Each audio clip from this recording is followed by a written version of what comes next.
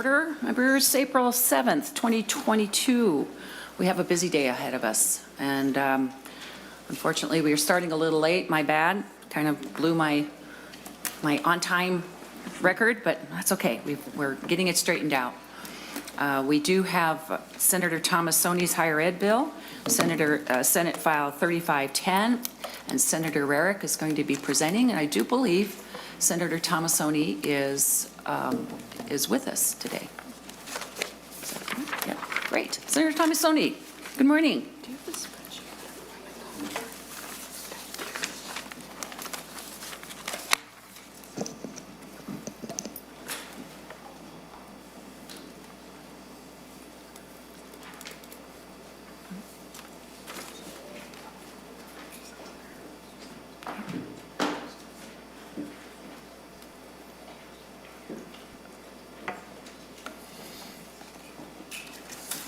While he's getting ready, we'll just run through the schedule. Oh, for the record, we do have a quorum. We're going to do Senator Tomassoni's higher ed bill, Senator Rarick presenting, and then the opioid bill next, and then Senator Senjem's energy bill. We do have session at 11, and then Senator Pratt's jobs bill, and Senator Howe's hometown heroes. So maybe perhaps you can just let me know when Senator Tomassoni is ready to join us. Senator Rarick, welcome. Thank you, Madam Chair and members. And, I want to start by saying it's been an honor to work with Senator Tomassoni on this. I do want everyone to know, be aware, this is his bill. We have been in communication throughout session. We have deferred everything through him, and it's been my honor to be kind of his voice here in committees. So I will do my best to present his bill for him. And it's, again, just really appreciated his openness and what he's allowed me to be able to do to assist him along the way. So with that, Madam Chair, I would turn it over to our Senate Counsel to run through the bill. Thank you, Senator Rarick. Ms. Grunwald. Madam Chair and members. Spreadsheet. Yes, I will be walking through the Senate File 3510 first engrossment spreadsheet. It should be provided in your packets. So overall, this spreadsheet represents a $43 million increase over the two bienniums. In fiscal year 22-23, there's about a $19 million increase, and then in fiscal year 24-25, there's a total of $23.86 million. So I'll start with the Office of Higher Education. On line 2, there's a appropriation to students pursuing law enforcement degree grants. And in fiscal year 23, that's about $3.76 million. And then in the tails ongoing, it's $3.66 million each year. Then on line 3, the Youth Skills Path Program, it's a $500,000 increase in fiscal year 23, and that's an ongoing amount in the tails. Line 4 shows a one-time appropriation of $1 million for the Learn to Earn Coalition. Line 5 shows a $250,000 appropriation in fiscal year 23 for the underrepresented student teacher grant, and then an ongoing increase of $125,000 each year in the tails. Line 6 shows a $500,000 increase for the MICC, or the Minnesota Independence Community College, and then that has an ongoing appropriation of $250,000 each year in the tails. So then the total for the Office of Higher Education is a total increase of $6 million in fiscal year 22-23, and an ongoing appropriation increase of $9 million over the course of the tails. So moving on to Minnesota State, on line 10 shows an increase to the operations and maintenance base of $673,000 in the first year. That's one time. Line 11 shows a $10 million appropriation to the Workforce Development Scholarships increase, and then an ongoing increase of $5 million each year in the tails, bringing the Minnesota State total to $10.67 million in fiscal year 22-23, and $10 million overall in the tails. For the University of Minnesota, there's an increase for public safety of $454,000 in fiscal year 23, then an ongoing amount of $1.39 million each year in the tails. And then there's an increase of $2 million for the Natural Resources Research Institute, and that's a one-time increase. So a total of $2.45 million in fiscal year 22-23 for the U of M, and $4.78 million total in the tails. There's no change to the Mayo Foundation, so overall, those changes round up to the $43 million increase the budget over the course of the two bienniums. And I can turn it over to Ms. White to talk about the policy items in the bill. Thank you. Would you first like to go through the Youth Skills Path program? I see we have a fiscal note here. Is that something that we should go through right now? Or? Yes, Senator, I can go through that now. Or we could wait for questions as well. Mr. Chair, this is a fiscal note that was just now completed, and it will create a need for some potential amendments in the future, so I think we're working through that. Okay, so we'll put it on the side for now. Maybe put that on the side, but right. we will certainly come back to it. Very good. Thank you. Ms. White. Mr. Chair and members, I will be going through Articles 2, 3, and 4. Article 2 establishes Sections 1 and 4 establish the new program called the Skills Path Program. I'm sorry, Ms. White. You're going to please identify yourself and pull a little bit closer there. Thank you. Mr. Chair and members, Joan White with Senate Council. I'll be going through Articles 2, 3, and 4 of the bill. Sections 1 and 4 of the bill establish a new program called the Skills Path Program, and this is a coordinated effort between the Department of Education and the Office of Higher Education. And the program provides a clear path from high school to careers in skilled work in the trades and allows students to enter post-secondary programs and employment-based training in high school. The Commissioner of the Office of Higher Education may provide up to 10 grants to post-secondary schools for up to $50,000 for the program.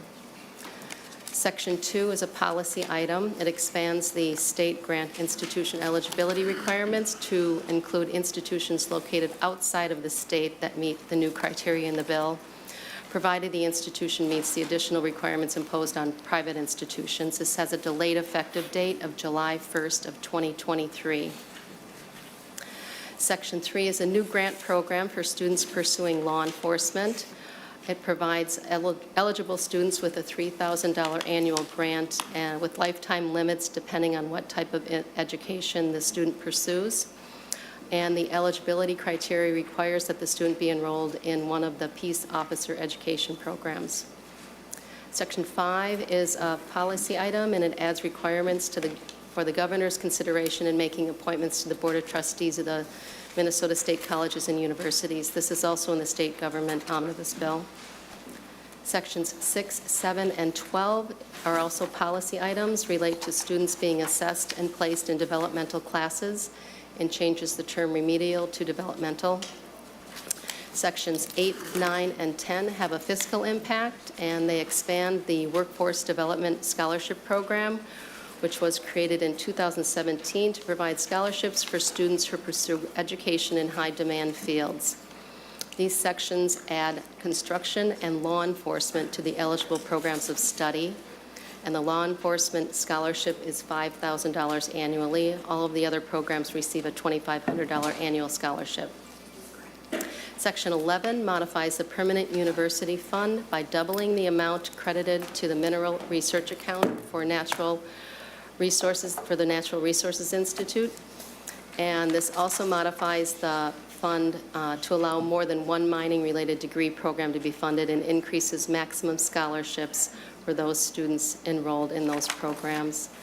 Section 13 eliminates a council that hasn't met for several years. This is also in the state government omnibus bill. Moving on to Article 3, entitled the Minnesota Health and Education Facilities Authority.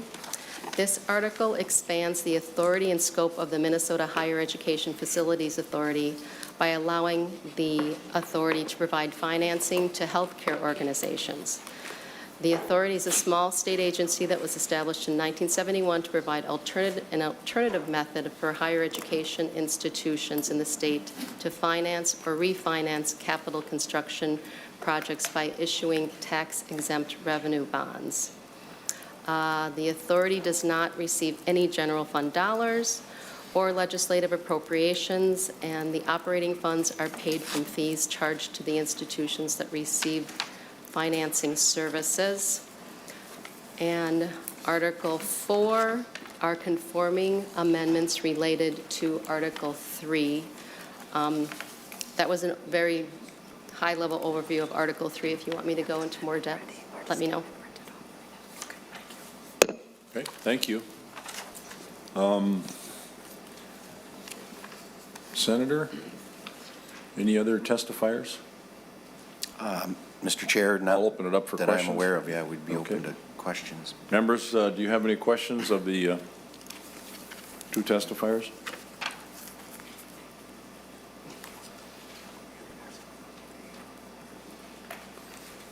Senator, we have the A21 amendment. Yeah.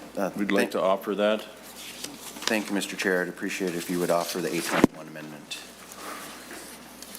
Okay. Mr. Chair, I'll move the A21 amendment. Senator Pratt offers the A21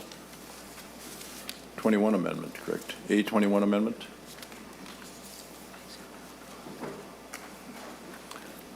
All in favor? Oh, I'm sorry. Senator Rarick described the amendment, I guess. It's my first day here, you know. Thank you, Mr. Chair. Members, the A21 amendment is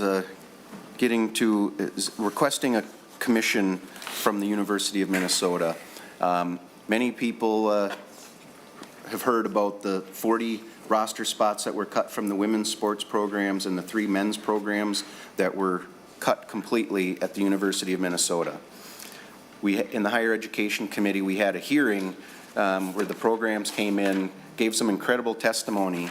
The most alarming part for us was that they were not included anywhere along the way in trying to help in the discussion of how they could save the programs, how they could save the roster spots.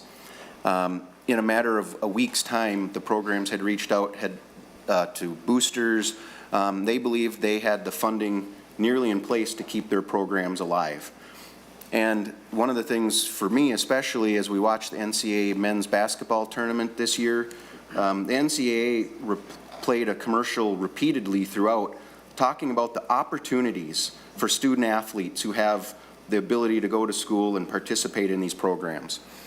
And John Roethlisberger, a former U of M gymnastics, made the Olympics. His dad was the coach for the gymnastics programs for a long time, gave an incredible testimony in our committee, basically pleading with the University of Minnesota to put together a commission and bring interested people together to look at how not only can we bring those roster spots back and those programs back, but how can we help the university expand even more the programs available to student athletes at the U. He said it quite eloquently that, you know, we believe 50 years from now, people could look back and say Minnesota is where this all started to create new opportunities and to better do athletic programs, especially for these non-revenue generating sports. Many of you signed on to the letter, and I know other letters were sent to the university as well, requesting them to do something. And to this point, we have still not heard a single thing back from the university. That's why we have this amendment today. We all know the university is autonomous. We cannot demand that they do anything. As this amendment is written, it is a request that they put this commission together. And I am going to keep on them. I want them to know I have not forgotten about this, and we really, really want them to do this. I did speak with Senator Kiffmeyer last night because this is a commission. We do want to go in front of the state gov committee with this. So I'd be happy to answer any questions, but it would be my intent not to act on this amendment today, to have it in front of the state gov and potentially be talking about it at a future date. Thank you. Senator Marty. Thank you, Mr. Chair. And Senator Rarick is one who also has been in touch with the regents about this concern. I think it's a great idea to do this, and as you point out, because it's the university, we can only do it as a request. I'm just kind of curious why it has to go to state government, because it's not creating a commission, it's encouraging somebody else to. But if you're not going to pursue it today, I understand, but I think it's a reasonable thing to put in the bill. Senator Rarick. Thank you, Senator Marty, and I appreciate that, and I know speaking with Senator Kiffmeyer, there are some things too. I am hoping to make the language potentially tougher if possible and how we're going to do that, and I think her committee is the best place to really dig in and potentially do that. So you won't, this isn't the last time you'll see it, I can guarantee.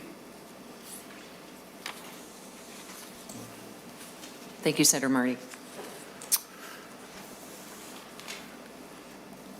Senator Eric. That's all I have, Would you like to withdraw Madam the Chair. amendment? So at this time, I would ask that you withdraw, Senator Pratt withdraws the amendment. We will be going to State Gov with something and coming back at another time. Senator Pratt. Madam Chair, I'll withdraw the 821 amendment. Thank you, Senator Pratt. The 821 is withdrawn. We do have Commissioner, oh, we have another. Okay. We have Commissioner Olson with the Office of Higher Ed.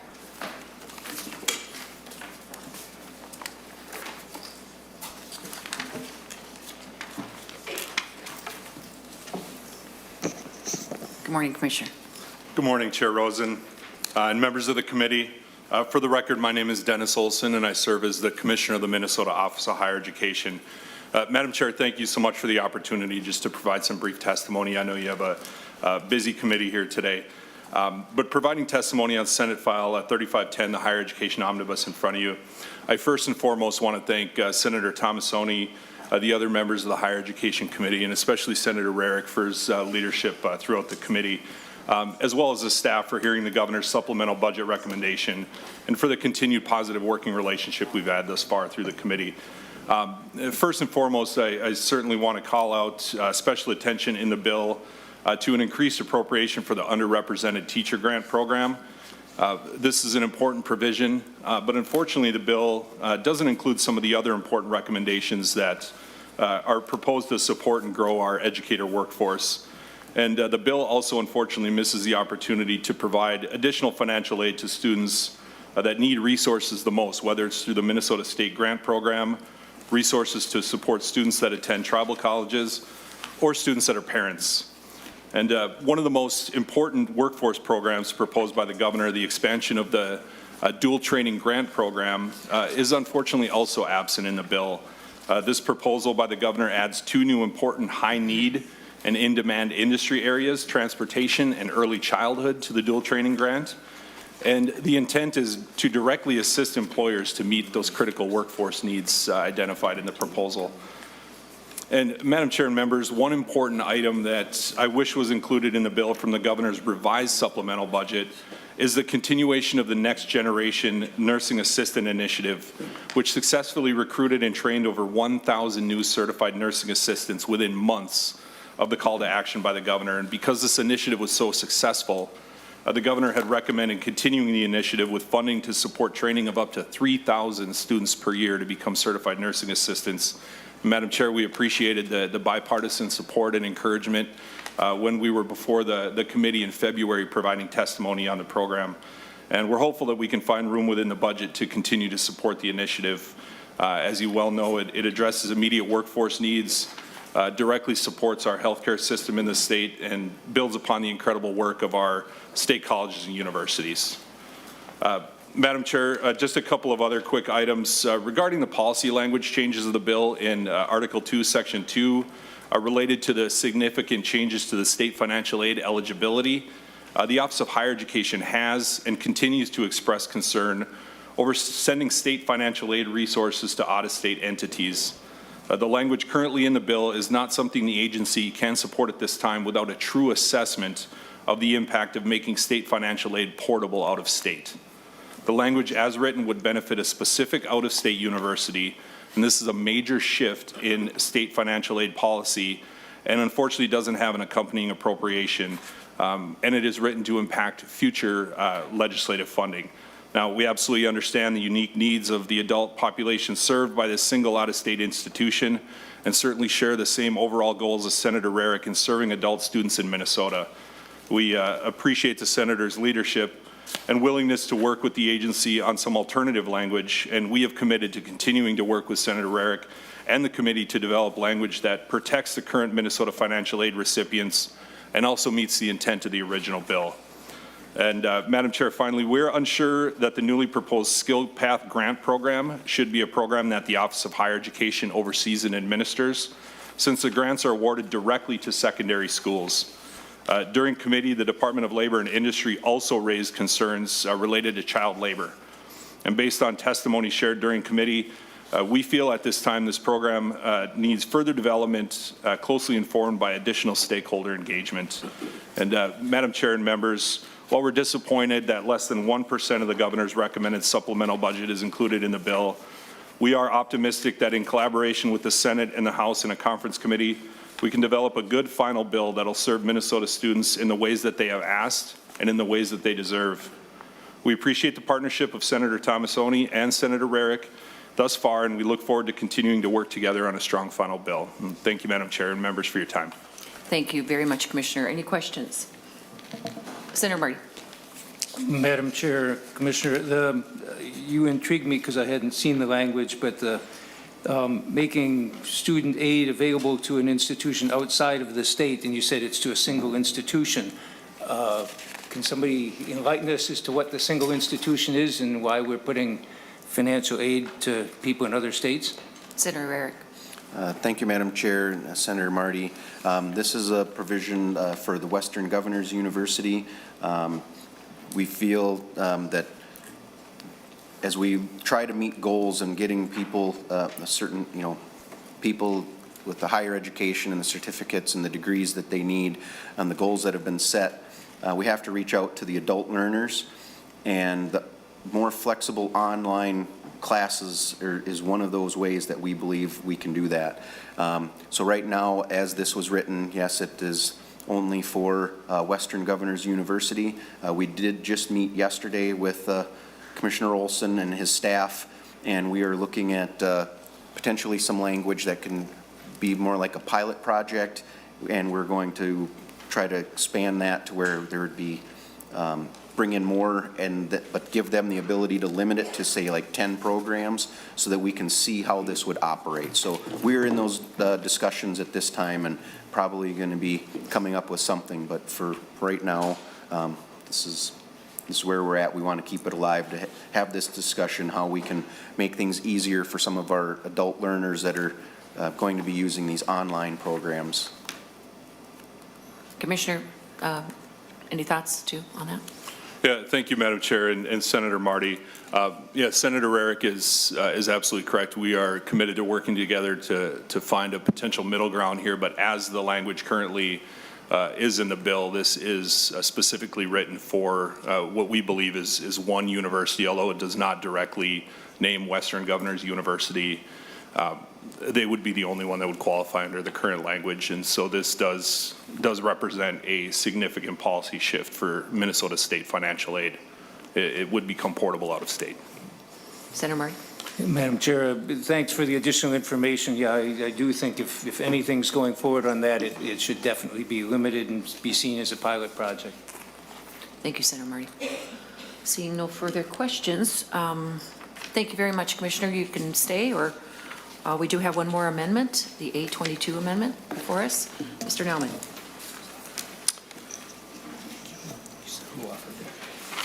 Oh, we haven't offered it. We haven't moved it to. Why don't you explain it first? So, excuse me, Madam Chair, the A22 amendment addresses some concerns that were raised in a fiscal note that was released this morning at 8:29. That fiscal note identifies some formulaic costs associated with the general education program. The cost is relatively minimal in the fiscal note for that piece. It's $24,000 in fiscal year '23 with a tail of $43,000 each year. There is also some FTE costs, both to the Office of Higher Education as well as to the Department of Education.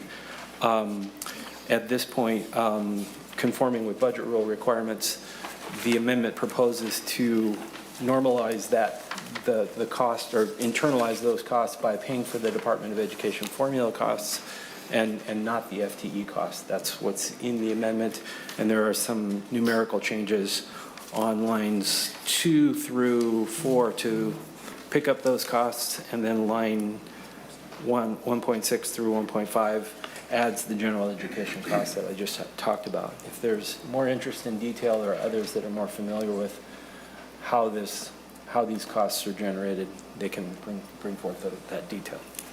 That's the reason we were late this morning.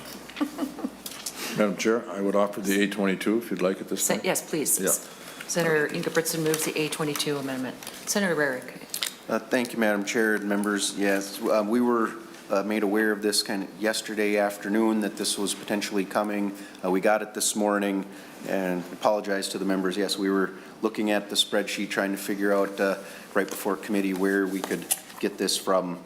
We did find 2 spots, so we are taking a little bit of money from the Min State O&M increase for the first year, and then in the tails, we are taking a bit from the MICC program to keep the spreadsheet balanced. So that's what we did to pick up this amount. Thank you, Senator Rarick. I don't see any further questions. Senator Ingebrigtsen renews his motion on the A22 amendment. All those in favor, please say aye. Aye. All those opposed, nay. Motion prevails. The A22 is adopted. Any further amendments? Further questions? Senator Marty? Madam Chair, I have one A17 amendment. Senator Marty moves the A17 amendment. And It's being passed out. Madam Chair, while it's being distributed, this is one that would use the governor's request for University of Minnesota. I see that the whopping $2.45 million in here. I was kind of wondering if the dollars and thousands was supposed to be dollars and millions, but no, it's we're talking not a lot of additional money for the U of M. This amendment would put in $43 million to the operations, University of Minnesota, I believe. 38 million of it is for financial aid to help hold down costs for students, which is I think we all know, a huge burden on this generation. And so I guess I'm asking that we make a significant request here. It's the amount the governor had proposed, and I think it's a reasonable amount. And appreciative of the $2.5 million in the bill, but again, $2 million of that's going to NRRI, which is good. It's appropriate, but it's kind of tiny compared to what the university's needs are, and again here, especially the students who are struggling to pay tuition and fees, and I think this would be very helpful. And again, in addition to the $38 million for the financial help for students, $5 million for supportive services such as mental health and so on, which is urgently needed. So this is one for the U of M students, and I think it's a very valuable addition, and urge your support. Thank you, Senator Marty. Senator Rarick. Thank you, Madam Chair. And though I do not disagree that this would be valuable for the U of M students, I think the committee looked at it. We've addressed a number of things over the course of the last couple years, pandemic related. We've addressed a lot of other needs. We did set the budget last year, but the one thing that we focused on was around law enforcement.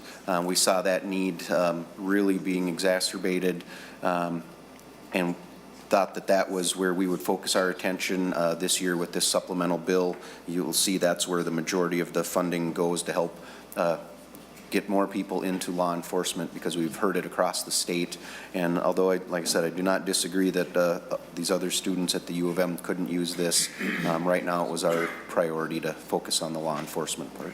Thank you, and thank you for your reference that it is not a budget year. And we did do some substantial mental health for our kids in the higher ed system last year, ongoing. Senator Marty. Madam Chair, I understand it's not a budget year, but we're spending a lot of billions of dollars for a non-budget year, and we have a $9 billion plus amount in the bank that we are dishing out without. Is, I think we've complained before about the fact that there's no plan, at least no public plan for it. And to me, that when we look at all the struggles the students are going through, this is a reasonable approach. I think we can find, in this committee, we can find $43 million to help the students who have been, again, this generation is, this state, we have in law a commitment to fund 2/3 of public higher education. And I think you talk to any student who's struggling and you'll see that we haven't kept our commitment. And this is a time when we can keep our commitments. And again, as I said, we have money in the bank right now. So I don't disagree with the idea of the $10 million for workforce in the bill, but this is an additional $43 million that we can afford and need to afford for the sake of these students. I'll ask for a roll call too. Roll call requested, roll call granted. Senator Benson. Thank you, Madam Chair. And Senator Marty, the $38 million, is that general relief or is that just for residents of Minnesota? Senator Marty.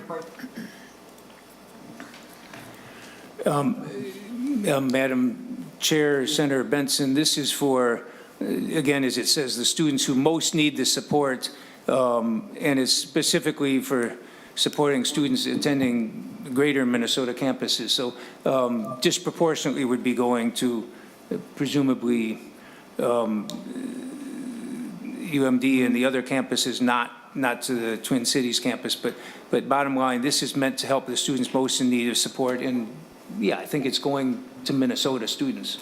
It doesn't say that you would have to be a Minnesota resident to be eligible. And Senator Marty, if you could, paragraph D, and I'm getting some feedback. I think my volume's off, but so Senator Marty, $43 million to operations and maintenance. Can you tell me what the University of Minnesota has done in response to telecommuting, what any of the campuses have done in response to telecommuting? Madam Chair, I'm having trouble hearing. Thank you. So COVID transformed a lot of things. Teleeducation is one of the things that was a result of that transformation. Are they looking at changing their operations and their operating footprint based on the fact that more students are doing hybrid learning? We have coursework that is happening primarily remotely, because putting $43 million into something without them having reviewed the fundamental transformation that education just went through doesn't seem like the next best use of pretty rare dollars.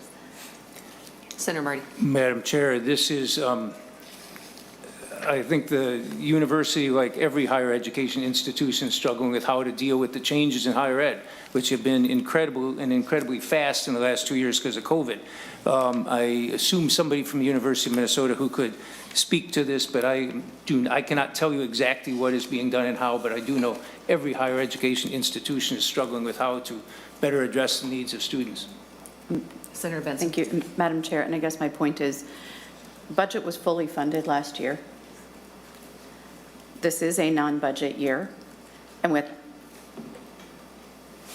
somebody has to stop raising the cost, the actual cost of higher ed. Our workforce needs to be transformed. Our universities need to respond to the students and not come here and continually say, give us money so we can subsidize our rising costs. The cost of higher education needs to come down instead of us just adding more money to an institution that needs to put Minnesota students first.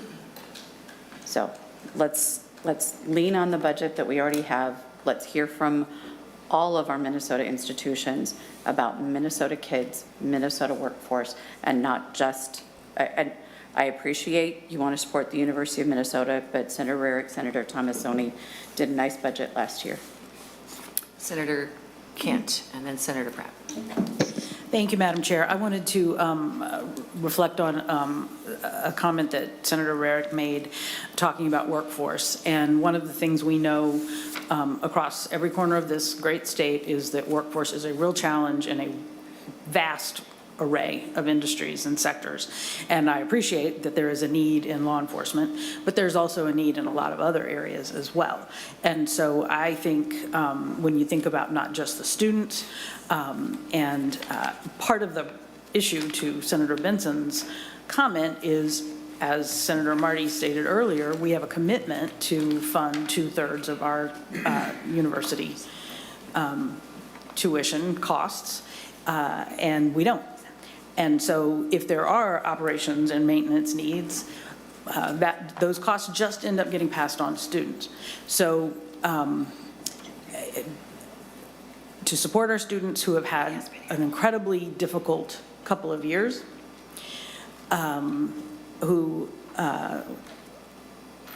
have very high costs to attend college and prepare themselves for the workforce that we need them to be ready for, and to meet that need of those employers and that economy of Minnesota, I think this is a really good idea that we adopt the A17 amendment.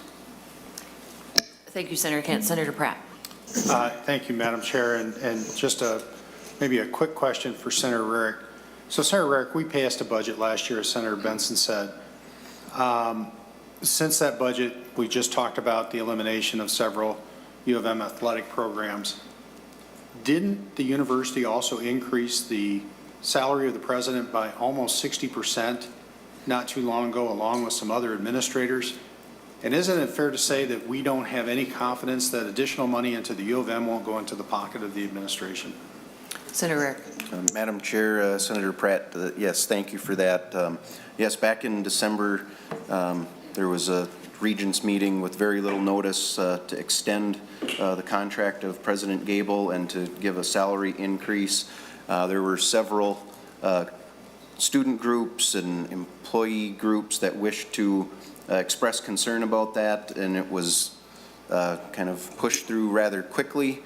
It was given without very much public input. One of their big concerns was this happened right as students were taking their final tests for this semester, and professors and teachers were busy grading, and everyone was kind of getting ready to head out. So that has been one of our, again, we want to do what we can to help the students, and grants and scholarships are great, but it has been a big concern at the U of M that the administration costs are going up and up, and that is what we believe too is driving costs up for our students. And as Senator Benson mentioned, that's what we believe we need to get our hands on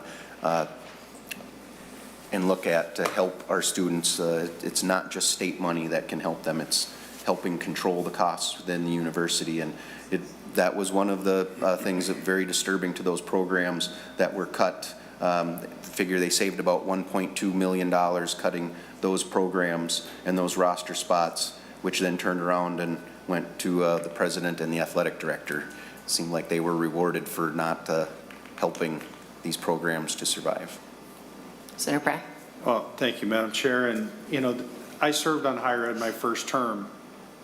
This issue about inflated administrative costs at the U of M has been going on for a long time, and it just appears to me it's not getting any better. And, it would be interesting to have the conversation if I really believed that the money that we were going to be providing, the additional money that Senator Marty's requesting, would actually be going to help students. Thank you, Senator Pratt. Senator Ingebrigtsen. Thank you, Madam Chair. Question to Senator Marty. Is this the governor's proposal? Is this language coming from the governor's proposal? Senator Marty. Madam Chair, Senator Ingebrigtsen, yes, I believe this is the amount the governor had requested for the U of M. Madam Chair, Ingersoll. Madam Chair, could I have the commissioner come up for a question? Sure, certainly. Commissioner.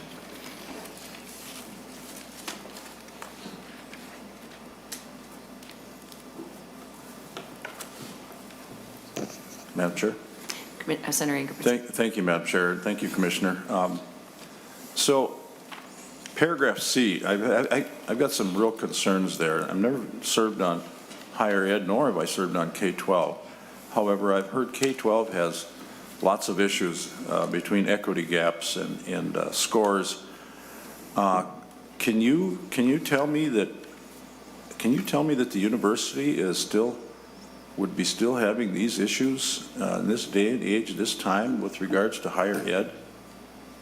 And campus climate, I don't understand that either. But could you explain paragraph C of this amendment? Commissioner. Thank you, Madam Chair. Senator Ingebrigtsen, I don't have the amendment in front of me. I might, thank you. Hannah bailed me out here.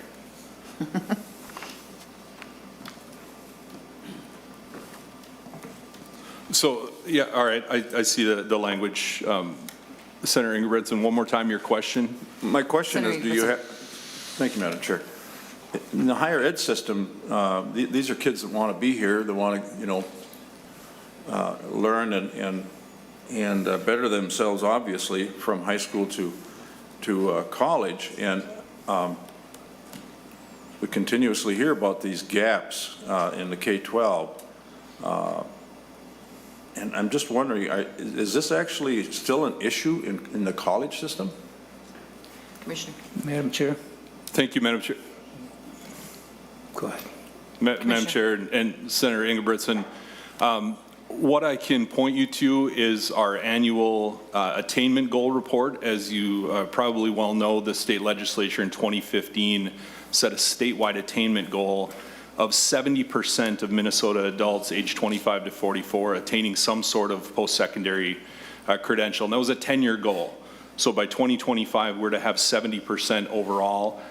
We are well on our way toward meeting that goal. A matter of fact, Minnesota has one of the highest overall attainment rates in the nation. I believe we trail only Massachusetts. We also have one of the most aggressive attainment goals in the nation as well. There are other states. One that comes to mind, for example, is Tennessee. Theirs is Drive to 55. So they have 55% attainment as their goal. We have 70% in Minnesota. However, Minnesota still represents one of the states with the largest overall gaps in attainment when you compare students of color, American Indian students, to white Minnesotans and other populations in Minnesota. So we do have still, to this day, some significant gaps if we're going to meet that goal. We need to target resources specifically to students, and I understand, that your question points to students that actually want to be there. It starts even before enrollment. It starts with access to information and access to opportunities. And the proposal by the governor here and by the University of Minnesota is aiming to provide those additional opportunities to students to close those gaps. Just one follow-up, and then I'll. Thank you, Senator Ingersoll. So you're telling me that these people don't have the opportunities like everybody else? Is that what you're telling me? Commissioner. Madam Chair, Senator Ingebrigtsen, opportunities potentially, access, I would contend no. Okay. Thanks. Okay. Senator Marty renews his motion on the A17 amendment. A roll call has been requested. And Madam Chair? Senator Marty. Just one more comment. There have been a lot of comments about how we fully funded higher education last year in the budget. And my recollection was the bill was grossly inadequate last year, and I did not see it as a good step forward. And the characterization that was fully funded, so therefore this is all just extra. I think that's just a mischaracterization of where we stand right now. And again, I'll point out that the law, our commitment in law and state statute is that we're going to fund 2/3 of public higher education. We're not close to that. And I do have concerns about administrative salaries. I do share the concerns Senator Rarick had about the sports. I have concerns about a lot of that. I'm just saying that for us who have committed in law to fund 2/3 of public higher education, for us to be attacking every weakness at the U of M, and it's kind of the pot calling the kettle black. It's just kind of inappropriate. It's inappropriate for us who have failed to do our share of funding it to be saying that, well, we funded it last year, so we don't need this, but this is urgently needed, and you talk to the students there, I think you'll find that out. Thank you, Senator Marty. Ms. Johnson, please take the roll. Chair Rosen, Chair votes no. Vice Chair Ingebrigtsen, No. Senator Marty, Aye. Senator Benson, No. Senator Champion, Senator Johnson, No. Senator Kent, Aye. Senator Kiffmeyer, No. Senator Lopez Franzen, Aye. Senator Pratt, and Senator Champion.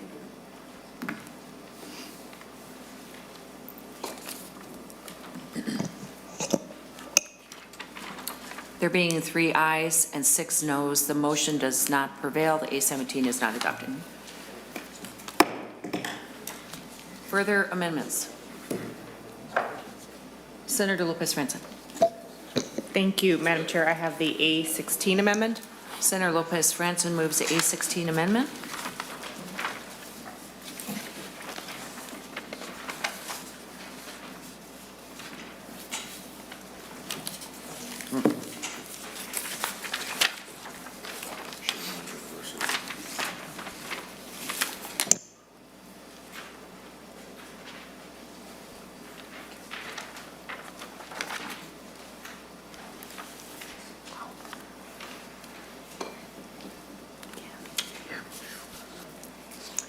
Okay, Senator Lopez Franzen. Thank you, Madam Chair. Members, this is a similar amendment to the notion of funding and fully funding our higher education institutions. This one's in regards to the Board of Trustees of the Minnesota State Colleges and Universities, so it's for our state technical colleges, universities across the state, including one of the largest one is indeed in my district, Normandale, and I'm very proud of the work that they've done. I guess I'm wearing red because tribute to them, I guess. One of the things that we know is that, fully funding education or fully funding that notion, it's in the eye of the beholder. There are still critical needs, and it was mentioned by some of my colleagues that the cost, inflationary cost, that is throughout the entire country, and we do not control that, unfortunately. We know costs are going up just based on inflation, record highs, 40-year record high of 7% or more. And this is in trying to address that. It is the governor's proposal of $39 million. And when we talk about Minnesota residents and eligibility, I mean, we just passed a bill that has Western Governors University that I believe is in Utah that does not tackle or target Minnesota students. So this is something for all students that are attending colleges and universities in Minnesota. And it's for operations and maintenance, including lowering and protecting affordability and access for students, providing students with a variety of mental health supports, addressing workforce gaps, and also allowing students to have basic needs hubs to connect resources on campus and locally and nationally. It is really trying to do something differently as well, just to ensure that we are supporting our students first. So it is not for salaries, and if we want to make it more explicit, we can do that, but it's basically for students to be able to get the supports they need, especially after the last 2 years. I've talked to my technical college, in particular, teachers from Normandale who want to get back to normal. They see the gaps, and especially in mental health supports for students. They want to be back in person. They have been.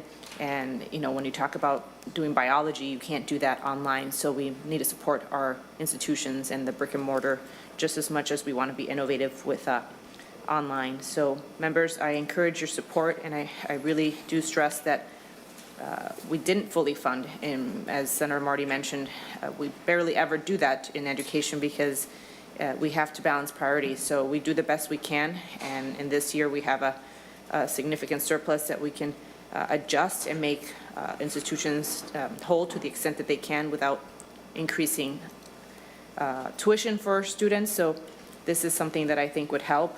Anything other than zero, as the current appropriation is for the state colleges and universities, and I urge your support. Thank you, Senator Lopez Franson. Senator Rarick. Thank you, Madam Chair. And again, although that this isn't a worthwhile appropriation, I think we took the position, and I don't know that this committee has ever said that we fully funded. I don't think we've used those terms, but we have said that we funded the programs. We set their budget for the 2-year cycle. And that is kind of where the position of the committee has been. Again, this just, I think as a whole, the Senate has prioritized tax cuts for everyone. And we're saying that in most of our areas, like higher education, we have a very small amount that we're going to do for supplemental. And unfortunately, we just can't fit this into what we were looking at. And I guess just one quick, it was the Western Governors was brought up, and just to reiterate to everyone to understand, that is, the institution is based out of state, but the students who will receive the funding are Minnesota students who will be at home doing their work. We're not paying them to leave the state to go to school. We're helping Minnesota students who are needing more flexible opportunities to get some funding help that they need. So it is something I wish we could do more. We'll probably look at things next year, but at this time I would oppose the amendment. Thank you. Senator Rarick. Senator Kent. Thank you, Madam Chair. First of all, just a minor clarification, Senator Rarick, the whole Senate does not agree that tax cuts for the wealthiest Minnesotans is the best use of our surplus at this time, when we have students of all ages, from early childhood through college, and really struggling financially, with learning, emotionally, mentally. And then we have businesses that are struggling because of workforce issues, because the pandemic sped up a whole bunch of retirements, had a bunch of people have to pull back out of the workforce because of, say, lack of access to affordable childcare, housing challenges, so many needs that are holding our economy and our businesses back and our communities back. And so to me, Minnesota State, which is across our great state, the universities and the 2 years and the work that they do to prepare our students for all kinds of workforce. I can't imagine a better use of our surplus right now than in something like making sure that Minnesota State is able to prepare all those students for the needs that we as a state have for our workforce in the future. Thank you, Senator Kent. Senator Lopez Franson. Thank you, Madam Chair, and I will request a roll call, and I guess my final comment too, this whole issue of tax cuts. We're going to have the tax bill today on the floor. We'll have a lively discussion about that. But when I keep hearing my colleagues say that everyone's going to get a tax cut, well, there's about 500,000 Minnesotans who won't, and some of them are students who don't work because they're trying to get through school. So we are not helping everyone with one strategy. We have to look and being targeted at what we're doing for students, and I think helping the institutions that they're enrolling to be the next citizens and taxpayers of our state, that we should be supporting them. We are at record highs. There's students coming out of college and universities all over the country and here in Minnesota with a huge load of debt, and then they can't afford a car, they can't afford a house, they can't afford to have a family because they're postponing it because the costs are just rising. And that is not you and I's doing. There's a huge economic stress in our world right now, but we can do better, we can do more, and tax cuts might help some, but we are leaving a lot of people behind, and students are being left behind. So this amendment is trying to tackle that. So I encourage a green vote and ask for a roll call. Roll call requested, roll call granted. Ms. Johnson, please take the roll. Chair Rosen, Chair votes no. Vice Chair Ingebrigtsen, No. Senator Marty, Aye. Senator Benson. No. Senator Champion, Aye. Senator Johnson, No. Senator Kent, Aye. Senator Kiffmeyer, No. Senator Lopez Franson, Aye. Senator Pratt.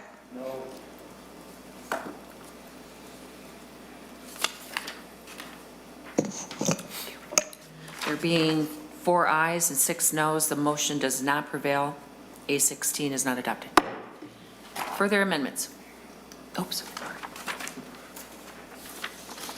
Madam Chair. Thank you, Madam Chair. I would like to move the A15 amendment, please. Senator Kent moves the A15 amendment.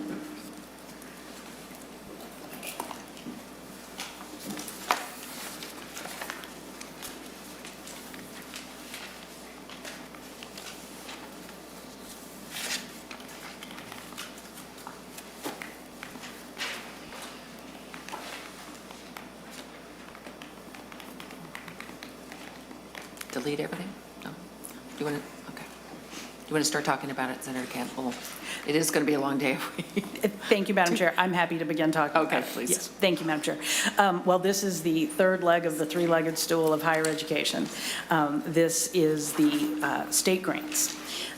We often, and I served on higher education at the beginning of my legislative career, and looking at the U and Minnesota state system and the state grants work together in tandem to support the students and our educational and workforce needs in the state. The A15 amendment would include the governor's proposal to provide additional funding for state grants. We know that the state grants fulfill a special need because it makes funding available for all of our colleges and universities, and it reaches those families who make just a little too much money to be able to receive some of the other benefits that are provided for lower income families and students. So this is a very helpful resource for Minnesota students. I would also point out that there is an addition on lines 1.18 and 1.19 that previously the state grants were available for 8 semesters. This would expand it to 10 semesters because what we know, and a lot of this has to do with not just the cost of tuition, but the cost of room and board for students to live during their times when they're in college. That it is taking a little bit of extra time and they end up spreading it out. So this would help students attain that degree. So, Madam Chair and members, I would very much encourage support for the A15 amendment, and just to be clear, this would add $14,814,000, which is the governor's proposal. Mr. Naumann. Madam Chair. Oh, thank you, Mr. Naumann. Madam Chair and Senator Kent, on line 1.6, some of the language has gotten garbled. I think we're striking 210,037 and replacing it with 224,851. And maybe the author of the amendment doesn't have this at her fingertips, but Please, that's what it looks like to me. thank you, Madam Chair and Mr. Naumann. I'm sorry, can you please tell me on the amendment what section, where you're pointing to? Madam Chair, Senator Kent, on line 1.6, you can see the language that's stricken and the new language that's underlined have gotten a little truncated, at least on my copy, and I think on Senator Benson's copy. And it's the same on my copy, I'm Okay. afraid. Madam Chair, Senator Kent said the amount that she was changing. I could do the math really quickly. I believe it's 224,85100 is what is supposed to be the garbled digits. Is that right? Mr. Naumann. Madam Chair, Senator Kent, I think Ms. Grunwald is confirming that number. Ms. Grunwald. Madam Chair and members, yes, Senator Kent is right. The total would be changed to $224,851,000, which is a $14.814 million increase.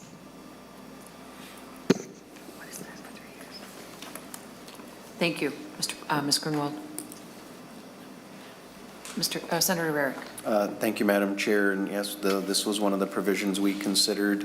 And as Senator Tomassoni and I put this together, again, we prioritized some other things, and so I would ask to oppose this amendment. Senator Rarick, did you look and talk about 1.15 subdivision 9, the awards for increasing from 8 semesters to 10 semesters? Was that something that was? Madam Chair, yes, that is something we talked about and are still considering and are going to be open to continuing those conversations with the commissioner and the other body as we move forward. Okay, thank you. Mr. Nauman, do you have a number for us? Yeah. Madam Chair, I'm doing some quick math on Ms. Grunwald. Correct me if I get this wrong. I think this is the governor's rec for the state grant modifications. And if that's the case, I think the increase is about $63.3 million over 3 years. Thank you, Mr. Nauman. Okay.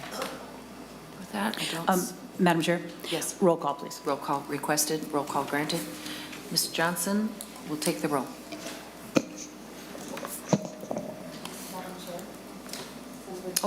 I'm sorry, Senator Sheffield, you're so quiet over there. Didn't see I you. know. Thank you, Senator Champion. Good morning, Madam Chair. Thank you for the opportunity. I am just going to speak in favor of the A15 amendment. It's really interesting is because I was just talking to some college students the other day, and they were talking about the importance of the state grant program and how it would help them, and they were advocating for an additional amount. Not to mention that my sons and their friends who are now in college are certainly, those who are here locally are talking about the need for more money.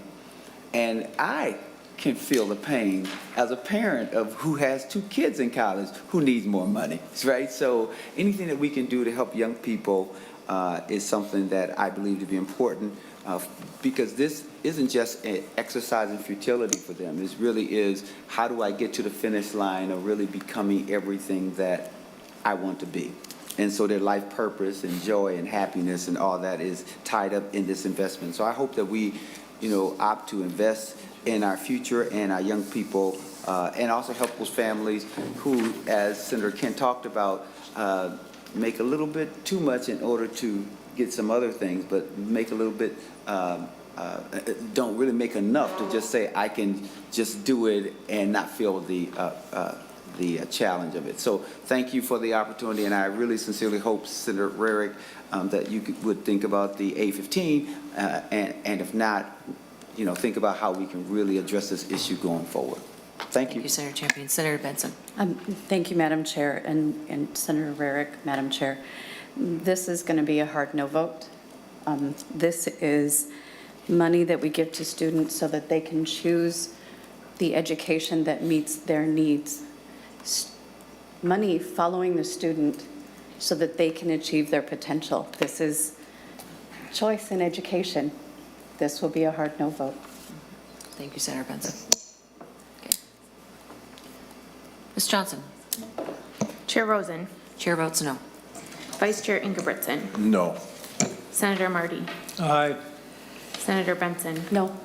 Senator Champion, A resounding yes. Senator Kent. Yes. Oh, I'm sorry, Senator Johnson. I'm No. sorry. Senator Kent, Yes. Senator Kiffmeyer, No. Senator Lopez Franzen, Aye. Senator Pratt.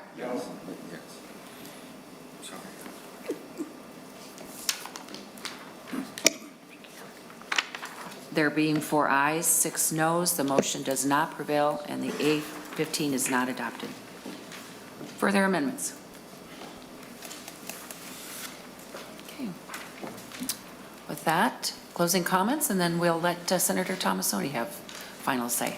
Senator Rarick. Thank you, Madam Chair. I appreciate the time and the discussion.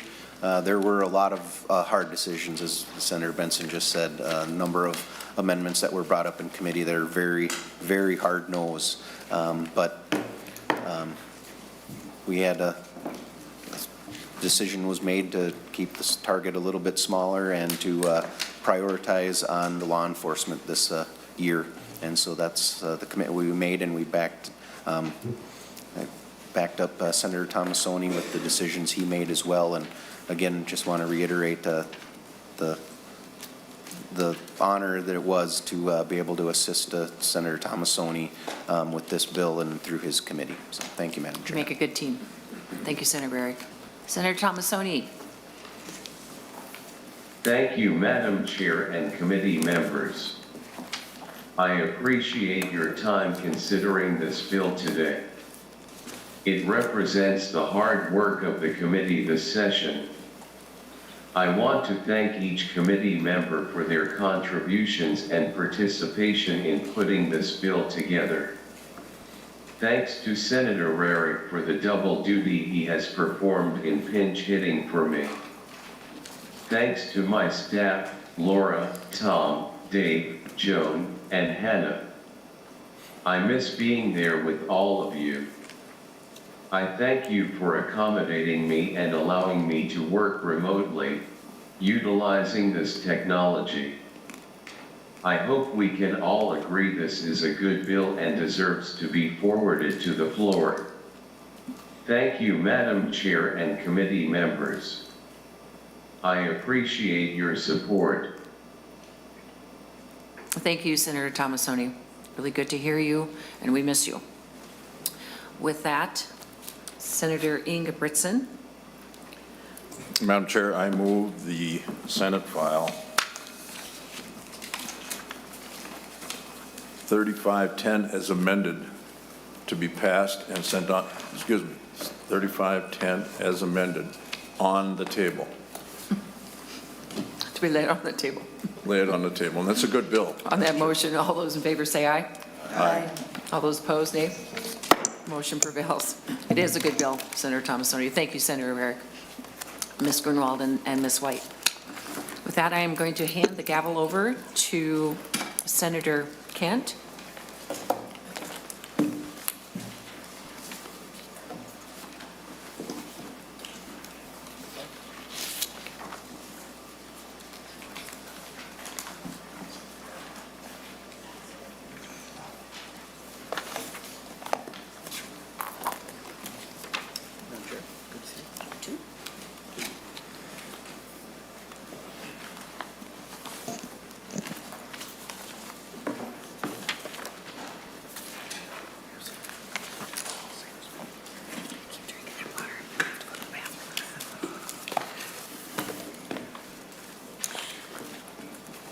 Welcome to your committee. Thank you. Thank you, Madam Chair. It's an honor to be before you with Senate File 4025, which is the opioid settlement bill. And this has been a long time in the works. On July 21st of last year, there was a $26 billion offer to settle what was made by the opioid manufacturer Johnson & Johnson for $5 billion. And then the big three distributors, McKesson, AmerisourceBergen, and Cardinal Health, for $21 billion, resolved their liabilities in over 3,000 opioid-related lawsuits nationwide. And then this past November, McKinsey settled for nearly $600 million with 49 states over their role in the opioid crisis and their sales advice to drug makers, including Purdue Pharma. Before I walk through Senate File 4025, Madam Chair, just want to give a little background why we have this bill before us. And it starts when we passed House File 400 last year, or in 2019, which was a landmark piece of legislation. It created licensing and registration fee increases on our opioid manufacturers to fund the opioid epidemic response fund. The bill in 2019 negotiated a 50-50 split, 50% to the counties and tribes for their out-of-home placement costs due to drug-related abuse cases, using data from previous calendar year. And then the rest of the 50% went to ORAC, which is the Opioid Epidemic Response Advisory Council. And from the Senate, Senator Eaton and Senator Curran are on that.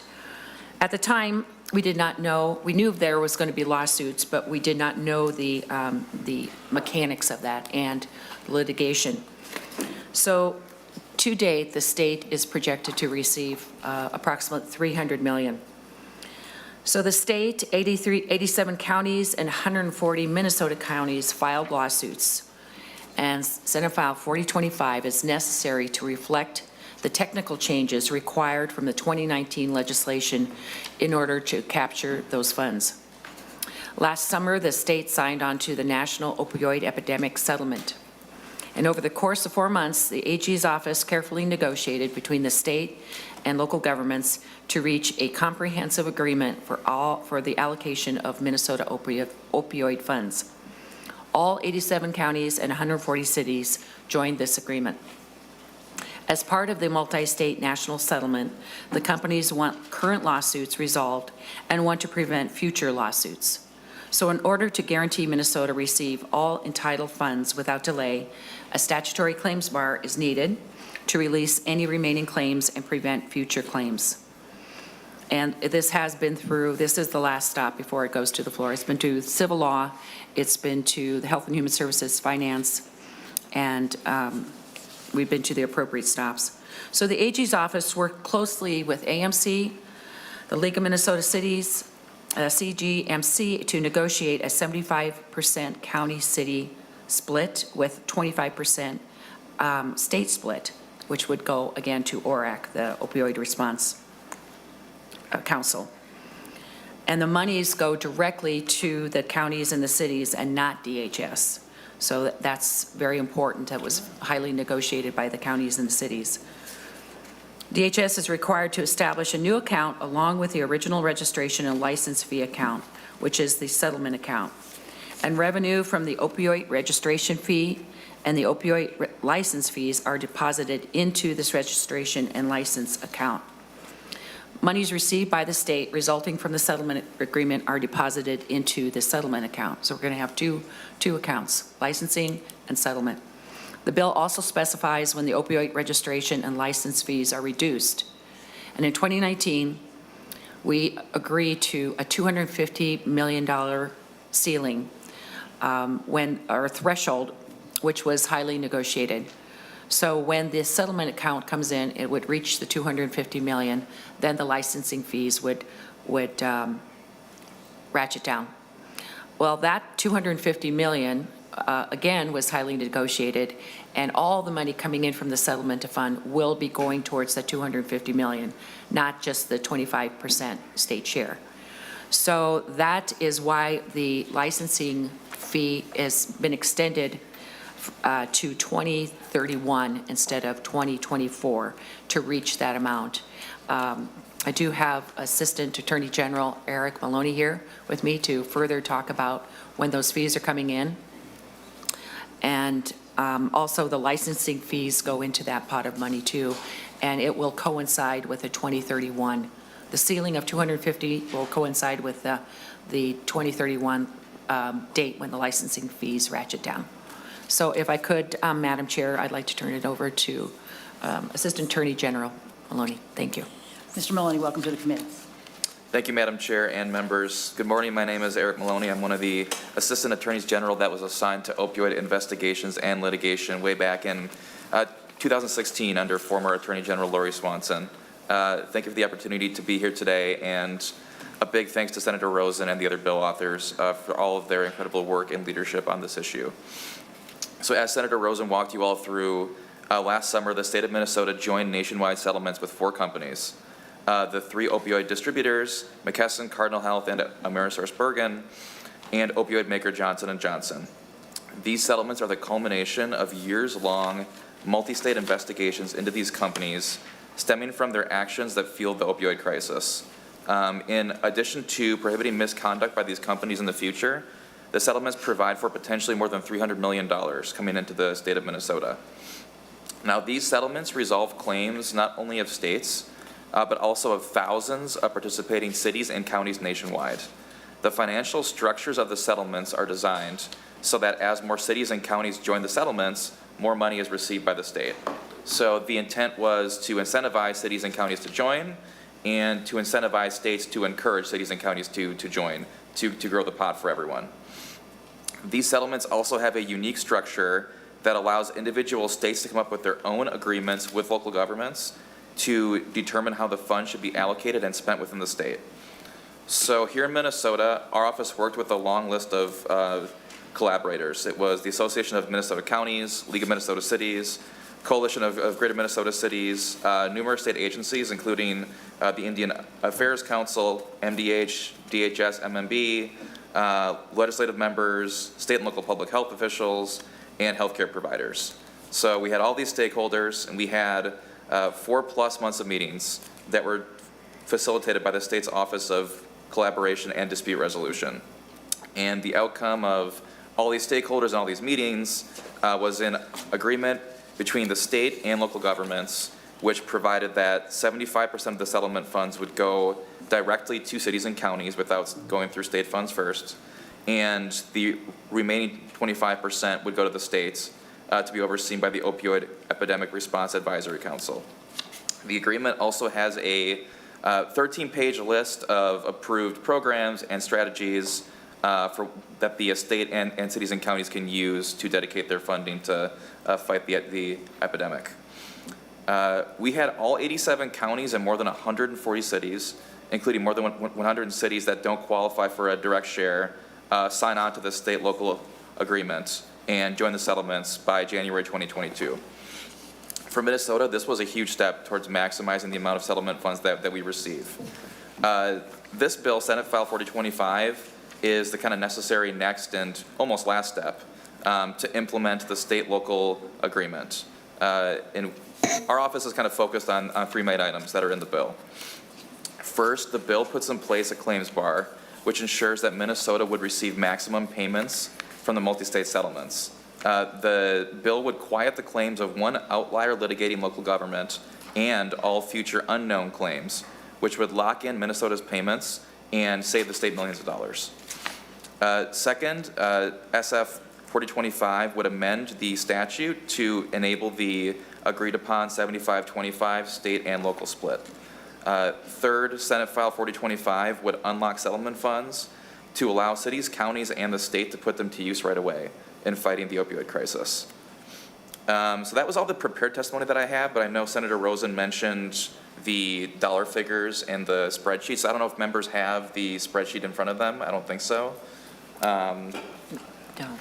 But I could at least talk about the numbers that we've ran for the Attorney General's office. The bill language is a July 1, 2031 date for the sunset to kick in, and the math that we've done based on kind of it's an 18-year payment plan for these settlements, so it's a bit of a complicated math problem to figure out what money comes in when. Our best estimate is that by that July 1, 2031 date, we'll have roughly $201 million received. That counts both state and local money. That doesn't take into account the Board of Pharmacy fee money. I guess I kind of won't speak to that. That's a bit outside of my ambit. But it's the $201 million is the July 1, 2031 number that we have. So with that, happy to stand for questions if members have any. Thank you, Mr. Maloney. Senator Rosen. Thank you, Madam Chair. And we do have, the House ordered a fiscal note, and it is in your packet. I would just like to draw some attention to it. In the bill on page 7, line 1, $249,000 is appropriated to DHS per year to do administrative services for the ORAC, the Opioid Epidemic Response Advisory Council. And they're asking for 2 more FTEs.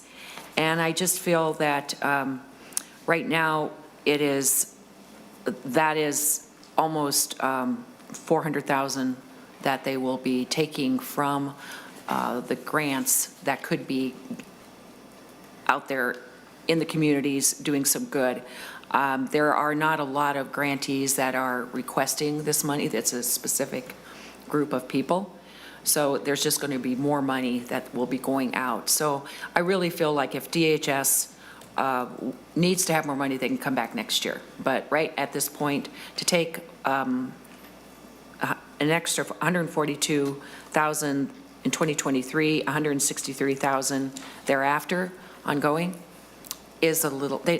I'd like to see some results before we commit to that and have that in statute. But the $249,000 is in statute, and I think that's appropriate. And I have talked to a few of the House authors, and we are trying to keep this parallel, but I think this deserves more negotiations here with DHS. Thank you, Senator Rosen. Members, any questions? Do we have any additional testifiers? I think so. All right. Okay, thank you, Madam Chair. I'd like to move that Senate File 4025 be recommended to pass and placed on general orders. Thank you, Senator Rosen. Members, all in favor, say aye. Aye. Opposed? No? Motion prevails. You're going to the floor, Senator. Thank you, Madam Chair. Thank you.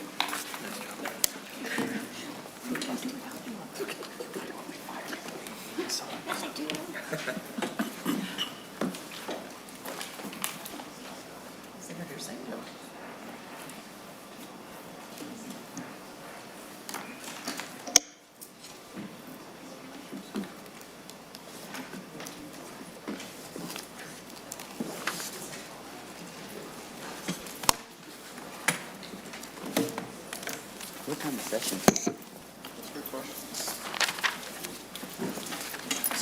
Great question. This one I might have an answer. Oh, at 11. That's right.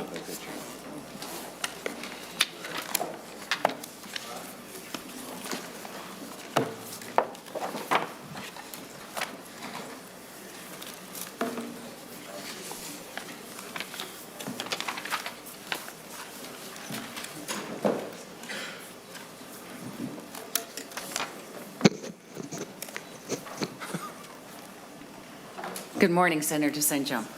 Good Really morning, nice to see you in front of the Madam Chair and Finance members. Committee. Another day in paradise. Your definition of paradise. Oh, wonderful. Senate File 4269. Senator Senjem. Okay, thank you, Madam Chair, again, and it's good to be here, and it's good to present to you and the committee the 2022 Omnibus Energy Bill, coming to you from, of course, our Energy and Telecommunications Finance and Policy Committee. Why don't, Madam Chair, if the order of the business here is to go through the spreadsheet, perhaps Mr. Mumm can do that, and if wanted, Ms. Fontaine can go through the policy aspects of the bill. We can move on. Thank you, Senator Senjem. Yes, Mr. Mumm, do the spreadsheet. Madam Chair and members, the spreadsheet in your packet shows just the changes in the omnibus bill. There are two appropriations from the general fund on lines 1 and 2. There's $4.15 million in fiscal 23 and $5.7 million in fiscal year 24 for the Solar for Schools program. This is for solar projects that are outside of the Excel service area. And on line 2 is $150,000 in fiscal year 23 for an advanced nuclear study. On lines 3 and 4 are direct appropriations from the renewable development account. Line 3 is actually a cancellation of the $500,000 a year appropriation to the Department of Commerce for the third-party evaluator. That is being repealed because on line 5, the change is to instead allow Xcel Energy to just withhold $150,000 from the money that they would deposit into the renewable development account for that same purpose. On line 4 is a new appropriation for the Granite Falls Hydropower project. This is a supplemental amount of $2.29 million toward that project. I already addressed the third-party evaluator on line 5. On line 6 is the renewable development account amount for the Solar for Schools program. This would be an $8 million amount in fiscal year 25 that Xcel withholds from their deposit into the renewable development account, and it's to pay for projects within their service territory. And finally, on line 7 is a $5 million per year withholding amount in fiscal year 24 and 25 to extend the solar rewards program that is administered by Xcel Energy. The bill also contains a $10 million withholding amount in fiscal year '26, which is, of course, beyond the state's budget horizon. Lastly, on lines 8 and 9 are two appropriations for the National Sports Center solar array to put solar panels on the rooftop there. That's a $3.5 million appropriation. And on line 9 is a $3.5 million appropriation for community energy transition grants. This is administered by the Department of Employment and Economic Development and previously received funding in fiscal year 2021. That is those are the changes in the bill. The total impact on the general fund is $4.3 million in this biennium and $5.7 million in the tails for a total of $10 million. And the total changes in renewable development account spending and revenue changes are $8.44 million in the current biennium and $17.3 million in the fiscal 24-25 biennium. Thank you, Mr. Memmel. We'll have questions after Ms. Doyle-Fontaine, please. Thank you, Madam Chair and members. And I wasn't sure if you wanted me to go through strictly the policy items or just do the with fiscal implications or both. You can handle a few policy. I'll throw in a little Why not? policy. Sounds good. Okay, I will start then, beginning with section 1. This section amends the renewable development account statute to do a couple of things. It allows Xcel Energy to select the advisory group members that would do the grants from the renewable development account. And then, as Mr. Mumm mentioned, it specifies that Xcel can withhold up to $150,000 per year for the administration of that advisory group and for the third-party expert. Then in section 2, this modifies and extends the solar rewards program. Mr. Mumm mentioned that also, and it adds $5 million for 23 and 24 from the RDA, and then allocates an additional $10 million in 2025 for the solar rewards program. Again, this is all from the renewable development account, not general fund. Sections 3 and 4 modify the community energy transition grants program. This is administered by deed, but it impacts those communities where there's like a coal plant that is closing or a nuclear facility that might close. So this makes some modifications to the definition of eligible community and clarifies that the maximum grant award amount at $500,000 per calendar year, and then allows deed to accept the grant applications on an ongoing basis. Sections 5 and 23, this comes from the underlying bill, and this modifies some reporting due dates for the cold weather rule, the disconnections that are made under that, just a report on that, and then the changes the reporting date for the telecommunications access report. Section 6 would require a major utility facility that has a capacity of generating more than 50 megawatts. For wind or solar facilities, they would require local approval in addition to any other approvals required from the Public Utilities Commission. Section 7 is which would abolish the prohibition on the Public Utilities Commission for issuing a certificate of need for nuclear plants. Sections 8 to 16 are a number of provisions, number of sections that are referred to as securitization, and this would allow for a process for the Public Utilities Commission to issue financing order that would enable a natural gas utility to recover extraordinary event costs by issuing extraordinary event bonds. In Section 17, it increases the acquisition cost limit that the PUC can approve from $100,000 to $1 million. Section 18, Mr. Mumm mentioned this allows in statute for Xcel to withhold $8 million for the Solar for Schools program from the Renewable Development Account. Sections 19 to 21 amend the commercial PACE loan program by changing some definitions to, and some other items to allow programs, or to allow these loans for land and water improvements to farmland. In Section 22, this sets forth a state carbon capture policy. This was a Senator Benson bill. Section 24 would prohibit political subdivisions from banning utility from connecting or supplying natural gas or propane to a building or customer. Section 25, Mr. Mumm mentioned this, would have a fiscal implication.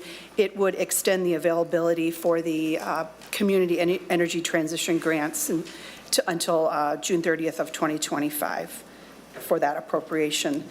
Section 26, this, again, Mr. Mumm mentioned, this is the reduction to the Department of Commerce for the $500,000 for the third-party experts and administration of the advisory group for the renewable development account. Section 27, this corresponds with the amount that is appropriated for the, this gives the directions for the study for the advanced nuclear study. And then finally, Section 28, this requires Excel to provide information on demolition and decommission of the King plant in Oak Park Heights. And then Section 29 has all the appropriations. I can go through those, but Mr. Mumm already did so, and they're listed in your summary. And then Section 30, this would repeal the sunset of recovery of gas utility infrastructure costs. It is currently set to sunset, I believe in 2025, but this would make it permanent that they can recover for those costs. And that is the summary. Thank you, Ms. Doyle-Fontaine. Any questions? Madam Chair, before we get to those, Senator Senjem. does the council have an 810 amendment up there? Yes, we do. We have the I do. 810 amendment. If somebody could move that. Yes, Senator Marty, would you mind moving the 810 amendment? Madam Chair, we have the 810 amendment. We are going to distribute it right now.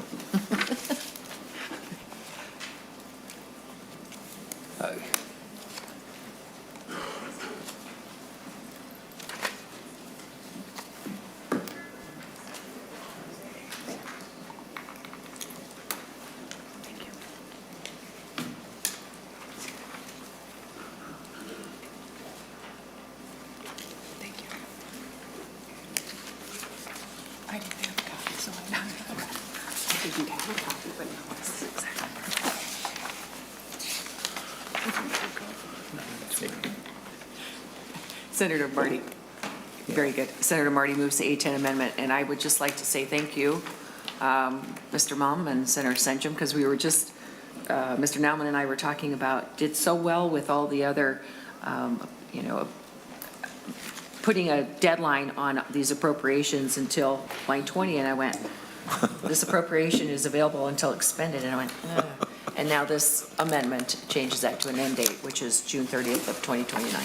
So thank you, Mr. Mumm. Thank you, Senator. Forever it's a long time, Madam Chair, and so I think perhaps June 29th, or June 30th, 2029 is long enough. Very good. Okay, Senator Marty renews his motion on the A10. All those in favor, please say aye. Aye. All those opposed, nay. Motion prevails. A10 is adopted. Okay. Do we have any further questions? Senator Marty. Madam Chair, a couple questions. First for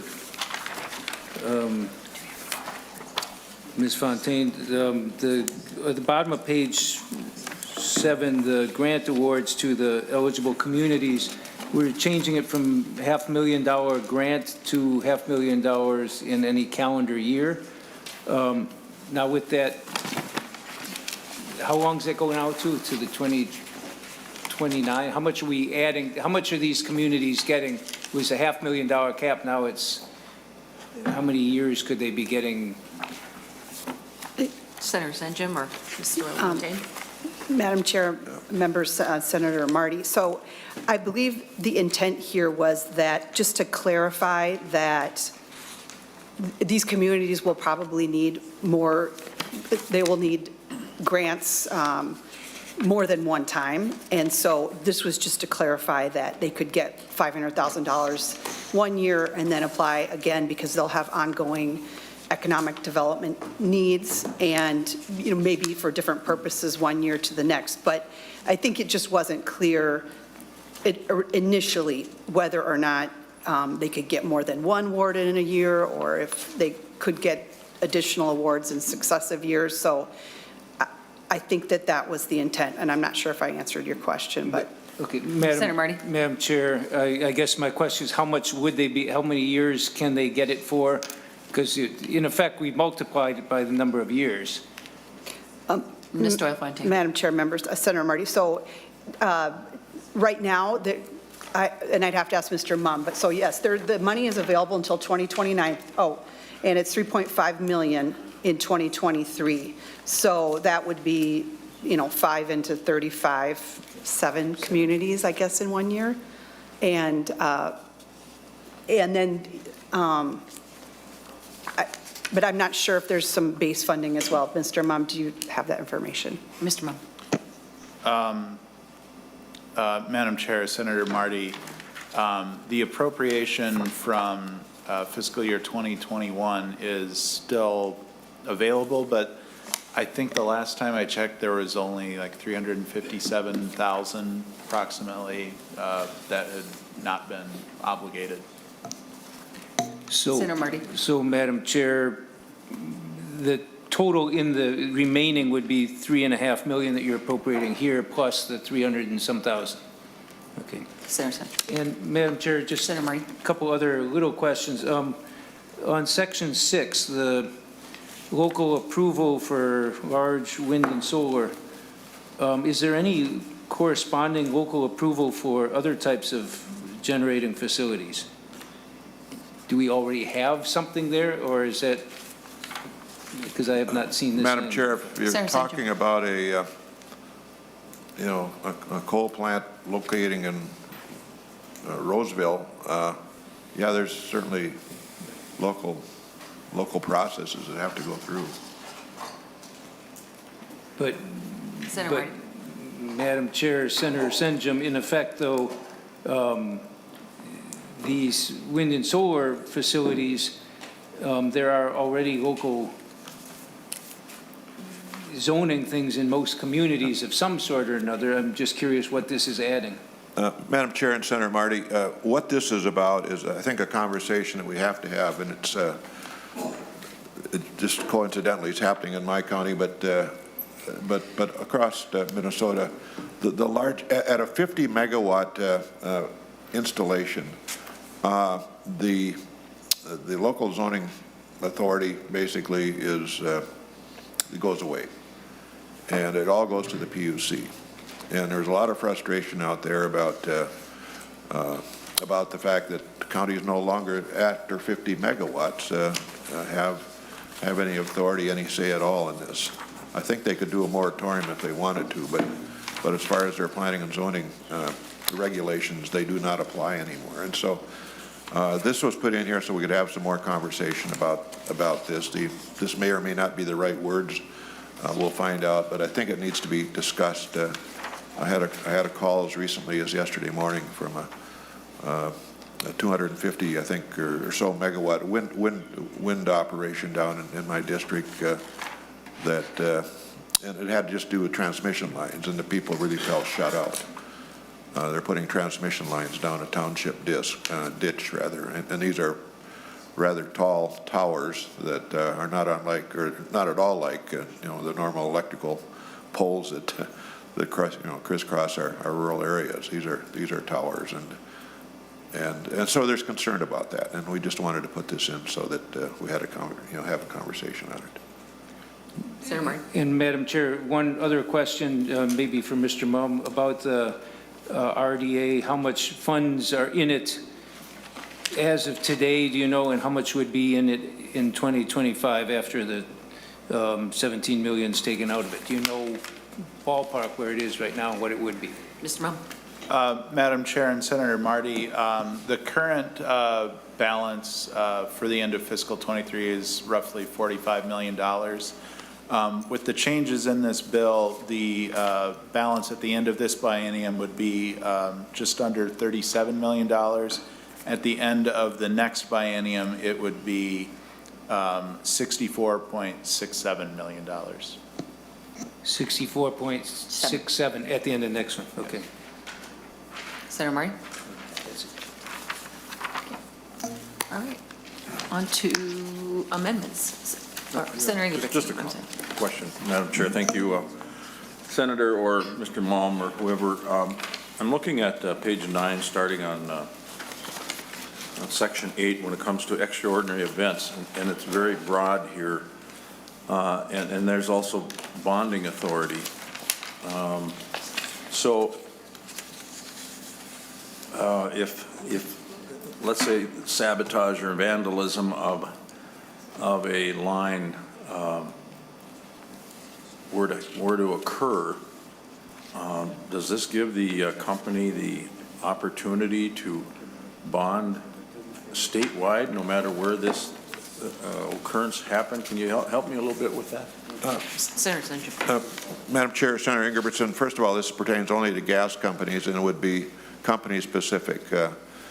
And so no, it's not statewide. It's within our customer base, and it's for instance, if we were to repeat a Texas incident of a couple of years ago, where the gas prices, as a result, have increased pretty substantially. The company itself, working with the PUC, and by the way, the PUC would have to approve this initiative if they were to go forward. But the company and the PUC, with approval, then the company could go forward and issue bonds, low-interest bonds, stretch that payment out over 20 years, and take the edge off the high cost of that they've experienced and to have to pass on to the customers. So that's the securitization is what they call it, and I think hopefully we never to use it, but if we do, again, it takes the edge off the high cost that we pass on to customers. Thank you, Madam Chair. Thank you, Senator. And that could be like you said in Texas. That could be the could be cybersecurity. Could be weather related. Things like that. All right. Very good. Okay. No further questions. Amendments.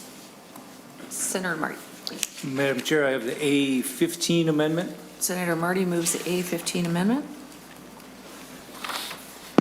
And I don't know, is it distributed already or has it been? We have it, Sorry. I believe it's supposed to.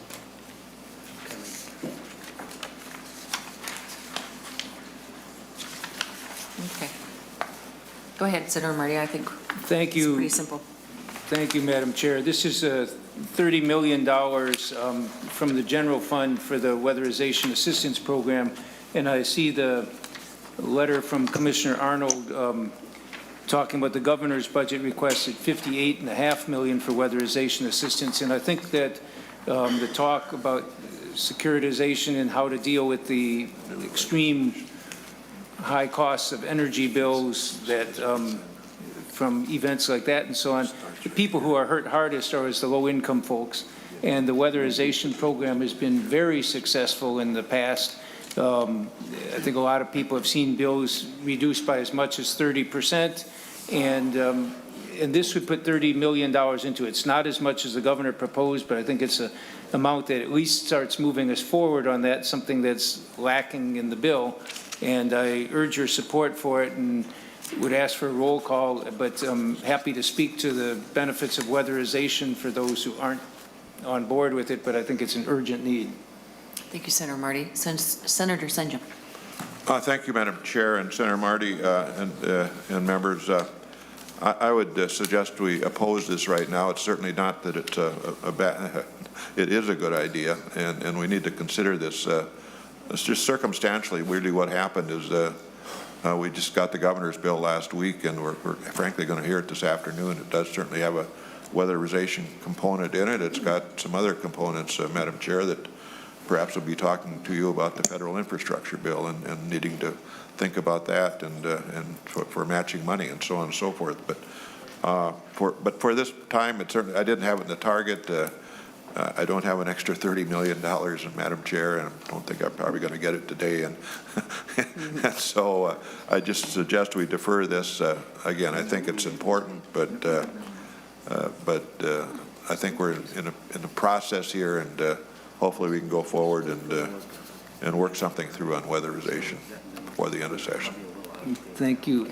Senator Marty, I Yeah, do want to say, though, just asked Mr. Nauman, and Senator Senjem just made reference to the federal infrastructure bill, and there is 144.8 million, thank you. Yeah. We deal with millions of billions. 144.8 million in the IIJA bill that's slotted. So. Yes, Madam Chair, I'm aware there's federal funds coming for this, and that would be very helpful boost in that direction. And obviously, this isn't nearly that much. I guess my overall concern is, in Senator Senjem, again, he says his targets, which again, none of us have seen the targets, and I agree. I think what we'll hear next year as well is this is a really good idea. We should be doing more weatherization. We could put some money in there, but we don't have any money here. And to me, when we have the ongoing funds available in the state budget, this is the time of year to make this commitment. And to me, this should be a priority. And that's why I think this would be a good boost along with the federal funds that we're hoping are coming in. And so I guess that's the basic point is Senator Senjem has some targets. You have some priorities. We have whatever, but we don't know where we are other than bills are coming in, and this one's a relatively small bill. But it seems to me that this is a reasonable investment, and I'd like to ask for a roll call on this. Roll call requested, roll call granted. Senator Kemp. Thank you, Madam Chair. I hear from people in my community a lot about the increased utility bills. We know why that happened, but it's a real stress on family budgets. And you see something like this, and it's just a win-win-win. I mean, it's a way to support lower-income families. They don't have the ability, like some of us do, to make these sorts of improvements on our homes, knowing that, they'll eventually sort of pay for themselves, but they don't have the upfront resources to do that. Literally, weatherization helps us stop just literally, I mean, how many of us have, well, I grew up in the South, and the whole thing was don't leave the door open because you'll let all the air conditioning out, and I know it goes the other way in winter in Minnesota. We're literally letting money go out the doors and windows if we're not weatherizing our homes. And then, of course, that contributes to environmental problems. I don't know this nearly as well as Senator Marty does, obviously, but this is just a good thing, and it saves money, it saves energy, it helps families who need it, and I think this is such a good idea for the A15, and I encourage members to support it. Thank you, Senator Kent. Roll call requested. Ms. Johnson? Chair Rosen, Chair votes no. Vice Chair Ingebrigtsen, No. Senator Marty, Aye. Senator Benson, No. Senator Champion, Yes. Senator Johnson, No. Senator Kent, Aye. Senator Kiffmeyer, No. Senator Lopez Franzen, Aye. Senator Pratt.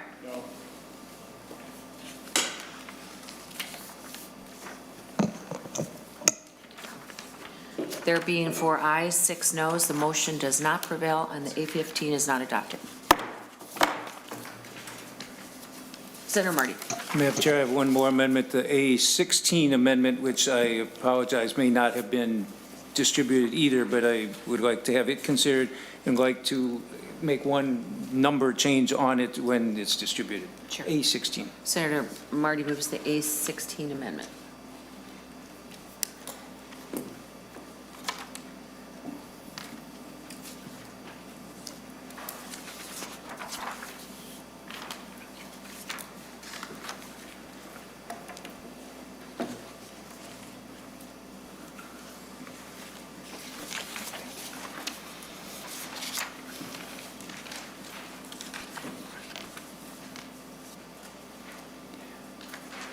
And Madam Chair, as it's being Senator Marty. distributed, I'd like to incorporate a change on page 2, line 19, to change the year to 2024.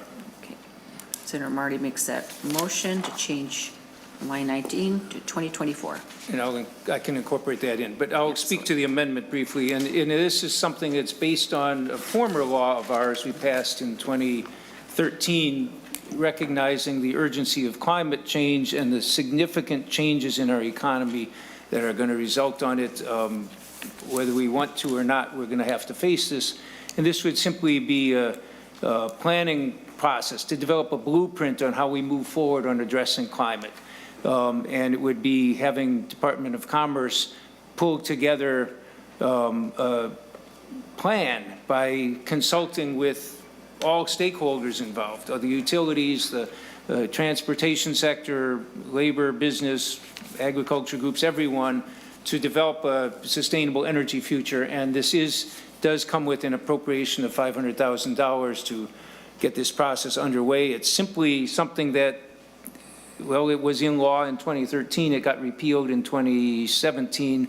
And I think that's akin to burying our heads in the sand about an issue that we don't have a choice about, we have to address. So I urge your support for this. I think it's major importance. I mean, if we don't address climate, no other issues are going to matter to our grandkids. We have to address it. And I know we don't want to talk about it, but this would at least bring us together with a state having all sectors of business community and ag and every other community, and start discussing how we're going to make the transition necessary. I urge your support and ask for roll call. Roll call requested, roll call granted. Senator Senjem. Thank you. Thank you, Madam Chair, Senator Marty, members. I'm just going to say I believe to the core that we're on a transition path already. And our utilities are on that path. Obviously, transportation's on that path. Technology's on that path. And I believe it's a good path. I just do not think that sitting down and trying to develop a plan around this moving target is the kind of thing that would be terribly effective. I think the continuing emphasis on it, both legislatively and certainly in conversation, the technology is emerging in every aspect of our life. It's with us, and I think we will take us to the point of a clean energy future very easily by ourselves, and that's just the natural transition I see, and it's again driven by a lot of people looking to the future and working to get there. But I'm just not sure that we just wouldn't develop a plan and it would be almost stale by the time it was developed, because things are really moving that fast. So I would oppose Senjem, aren't the that. conversations already occurring? You've definitely got the pulse of what's happening out there in the energy spectrum, and You're right, those Madam Chair. conversations are happening. The correct? world is changing by the minute in this area, and my perspective for the good, but I just don't know that this would be terribly effective. Thank you. Senator Kent. Madam Chair, in effect, we are, Senator Marty. I recognize that we are making changes on a day-to-day basis, and they're happening faster than we think. And they better happen a lot faster than we're doing. We're doing no planning. Well, a little bit. So we tried a few years ago to incentivize electric vehicles because that's probably part of how we deal with a difficult transportation sector. But again, this committee isn't, and yesterday's transportation bill is moving backwards on that. To me, when we look at the severe weather, the droughts we have, oh yes, last year's may have been the most severe drought in 30 years. That means there were more severe droughts. What we do know is that the extreme weather events are happening worse and more frequently. And when 95% of the nation had air quality alerts last summer because of forest fires, you do get a sense that we got problems coming. And unfortunately, this is not the new normal. The forest fires of last year and whatever may happen this year are the new normal, are the normal for 2021 and 2022. They're not the new normal for 2030, which will be a lot worse than what we've got. And we're sitting here thinking, maybe we should. One of the scientists, National Academy of Sciences, put out a study a couple of years ago talking about the risks of climate going off the charts. Because the Paris Accord talked about 2 degrees Celsius as being the level we cannot go beyond. This National Academy of Sciences report was studying all the numbers and looking at all this and recognizing there's a lot of uncertainty in the whole thing, but the uncertainty is changing. We're becoming more certain of where things are each year. But they calculated the risk of it happening to be a 3 degrees Celsius rise by the end of this century, which they calculated to be, they called it catastrophic. And then they talked about a 5-degree one, which they described as beyond catastrophic, meaning it could wipe out our species. They gave that a chance of the 5 degrees Celsius rise by the end of this century, where I've got grandkids who likely still be around then, we hope. And by that time, beyond catastrophic, the scientists said there was a 5% chance, a 1 in 20 chance that was going to happen. And one of the scientists said, since people don't put those percentages in their head, he said, effectively, he said, the way to look at this is, imagine, he said, I don't think many of us would choose to buckle our grandchildren into an airplane seat if they knew there was a 1 in 20 chance of the plane crashing. He says, we are effectively buckling them into those airplanes now. It's that serious. No other issue is going to matter if we don't address this, and saying, well, we don't need to plan for it. We'll just, things are happening. I think that is effectively burying our heads in the sand, and I urge us to adopt this amendment.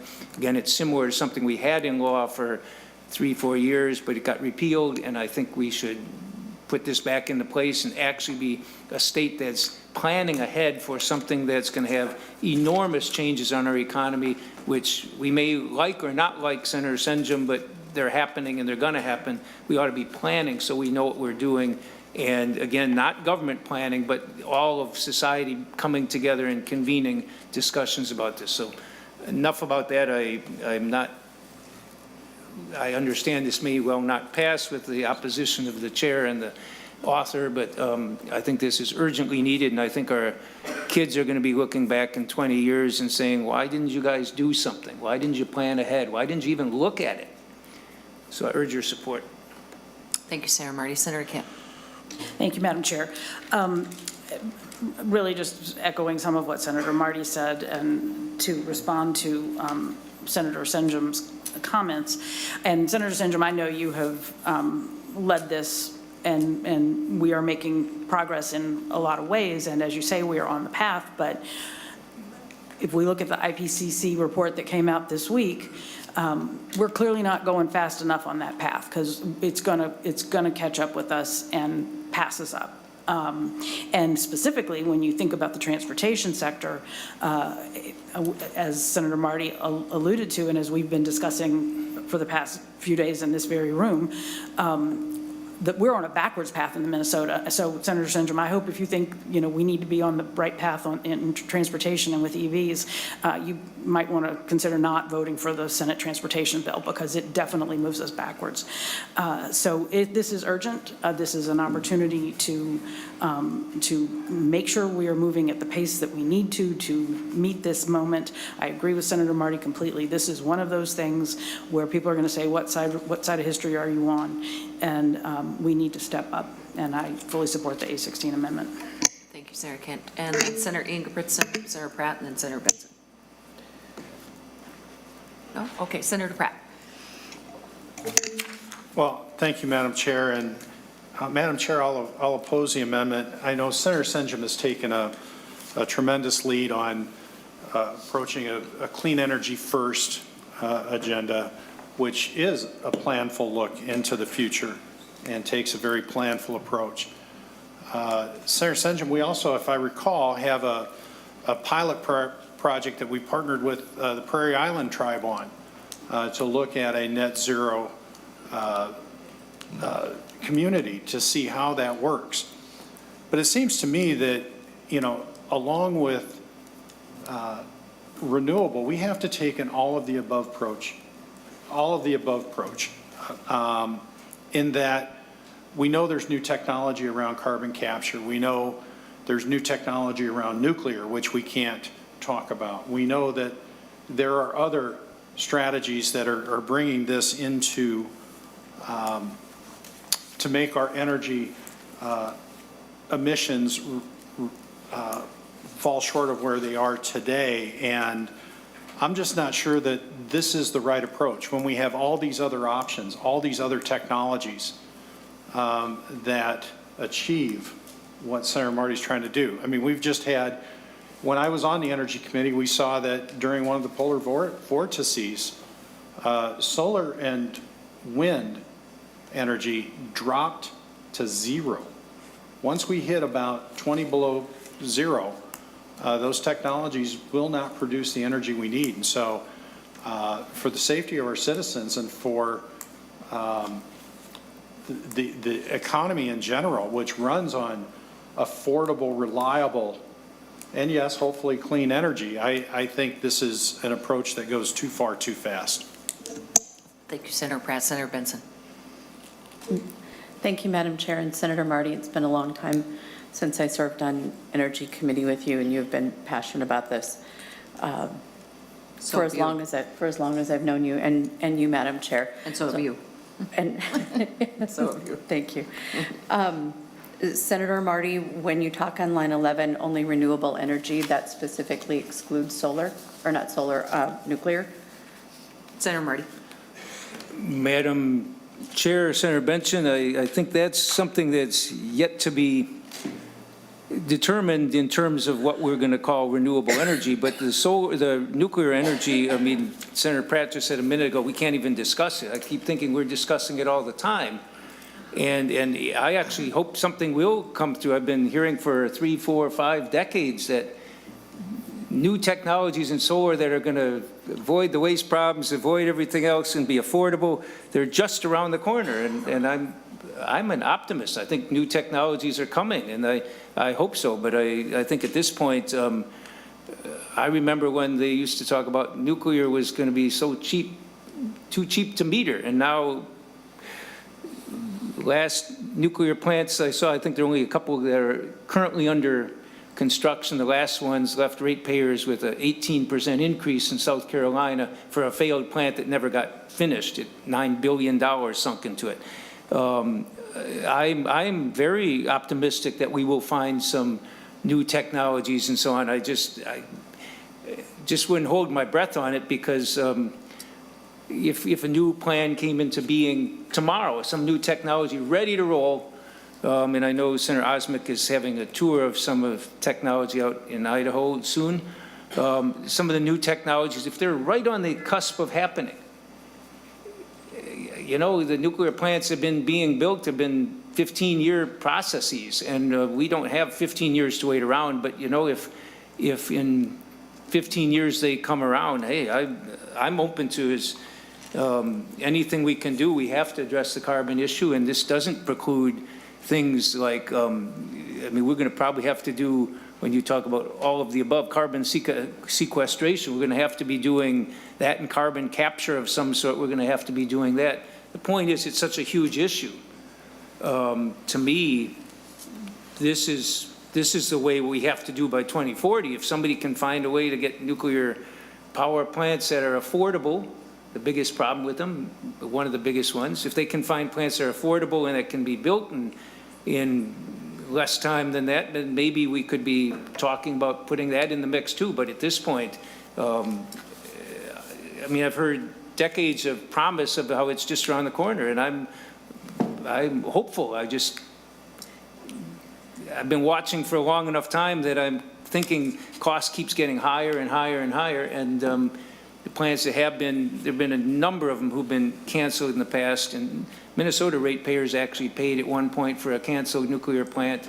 So to me, yeah, it can include that, but not until we have some reason to believe it might happen. And I think by 2040, I don't think there's a lot of that that's likely to be here. But I'm hopeful that I'm too pessimistic about that. And Madam Chair, I also don't see anything requiring reliability or affordability provisions for the recommendations. And I am concerned that as we continue to look at renewable energy sources, the storage of energy, is going to rely probably on battery power. I know there are kinetic ways to store that energy, and I don't see any consideration for where we source those minerals and the impact that could have on the environment. So, Madam Chair, I respect Senator Marty's passion around net zero carbon emissions, but given that we can't talk about nuclear and it's not included in here, there's no reliability or affordability provisions, and we don't talk about the environmental impact of renewable energy storage, et cetera, I do not think we should support this amendment. Thank you, Senator Benson. Madam- Senator Marty. Madam Chair, I think some of the committee members are missing the point that this is a planning strategy. This is not implementing something. This is developing a plan. And Senator Benson, affordability and reliability are already in state law. We're required to consider those things for electric generation. This is beyond the electric generation. This is electric generation and transportation and agriculture and business and everything else in the economy. Buildings, energy efficiency, all of that's included. This is simply a planning process. Yes, we don't have to say, well, we have to make sure we do it fairly and have fair labor standards, everything else, because this is simply discussing the plan, how we plan for it. Our law already requires things like affordability and reliability in there. So yes, I mean, I could put this up, but all it is a planning process. So I urge your support. Thank you, Senator Marty. I think we're going to go ahead and take the roll call on this amendment. Ms. Johnson? Senator Marty renews his motion on the A16. Chair Rosen, Chair votes no. Vice Chair Ingebrigtsen, No. Senator Marty, Aye. Senator Benson, No. Senator Champion, Aye. Senator Johnson, No. Senator Kent, Aye. Senator Kiffmeyer, No. Senator Lopez Franzen, Aye. Senator Pratt. No.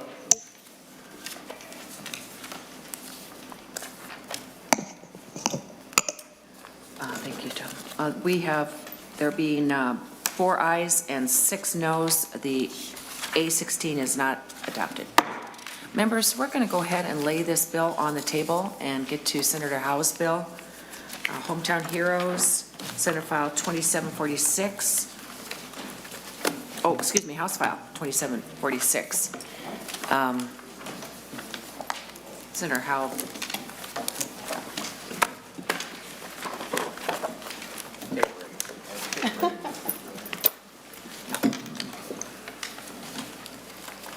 Welcome, Senator Howe. House File 2746. Thank you, Madam Chair. And House File 2746, what it does is make some changes to the Hometown Heroes Assistance Program that we passed last year. What it does is Section 1 has a definition of critical illness, basically allows us to define it as cardiac disease and cancer, as well as other illnesses covered by the insurance policy that's been approved by the Department of Commerce to be issued. You can't just buy a cardiac and cancer policy. The insurance companies lump in other issues, and so that was the reason for that clarification. Subdivision 2 actually clarifies who's eligible for the $20,000 monetary assistance programs.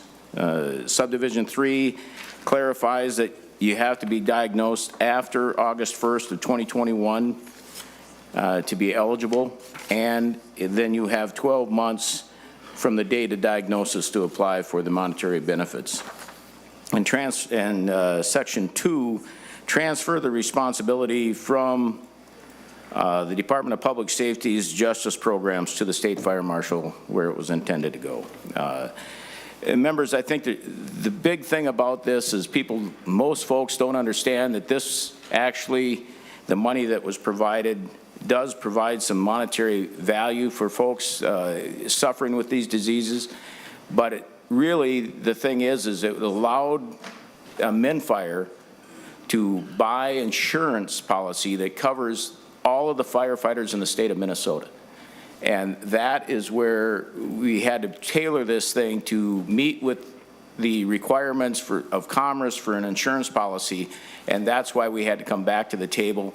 This has actually provided benefits for, I believe, over 26 firefighters throughout the state. So it is actually active and working, and that's the nature of the bill, Madam Chair, and I'll stand for any questions. Thank you very much, Senator Howe. Senator Kent. Thank you, Madam Chair. Senator Howe, thank you for your work on this in 2021 and for this amendment today to make sure it's in the shape that it needs to be in to support our hometown heroes. I just want to, and I happily support this bill today. I just want to say I think it's unfortunate that we have other hometown heroes that we considered support for in the past few days that we were not able to, and I hope we will be able to reconsider that. Thank you. Thank you, Senator Kent. Further questions? Senator Marty. Madam Chair, the only thing I want to point out is on the Min Fire thing, it talks about how 68% of firefighters will develop cancer of some form in their lifetimes. I think it shows how the high risk of the occupation and the folks needing help. So I think it's a good bill and glad to support it. Thank you, Senator Marty. Senator Marty, would you like to move the bill? Senator Marty moves that House File 2746 be recommended to pass and placed on general orders. All those in favor, say aye. Aye. All those opposed, nay. Motion prevails. Thank you, Madam Chair. Thank you, members. Senator Howe.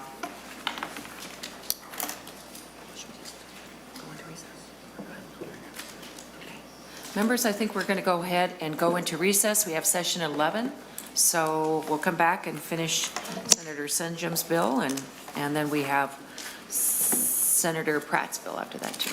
With that, we are in recess.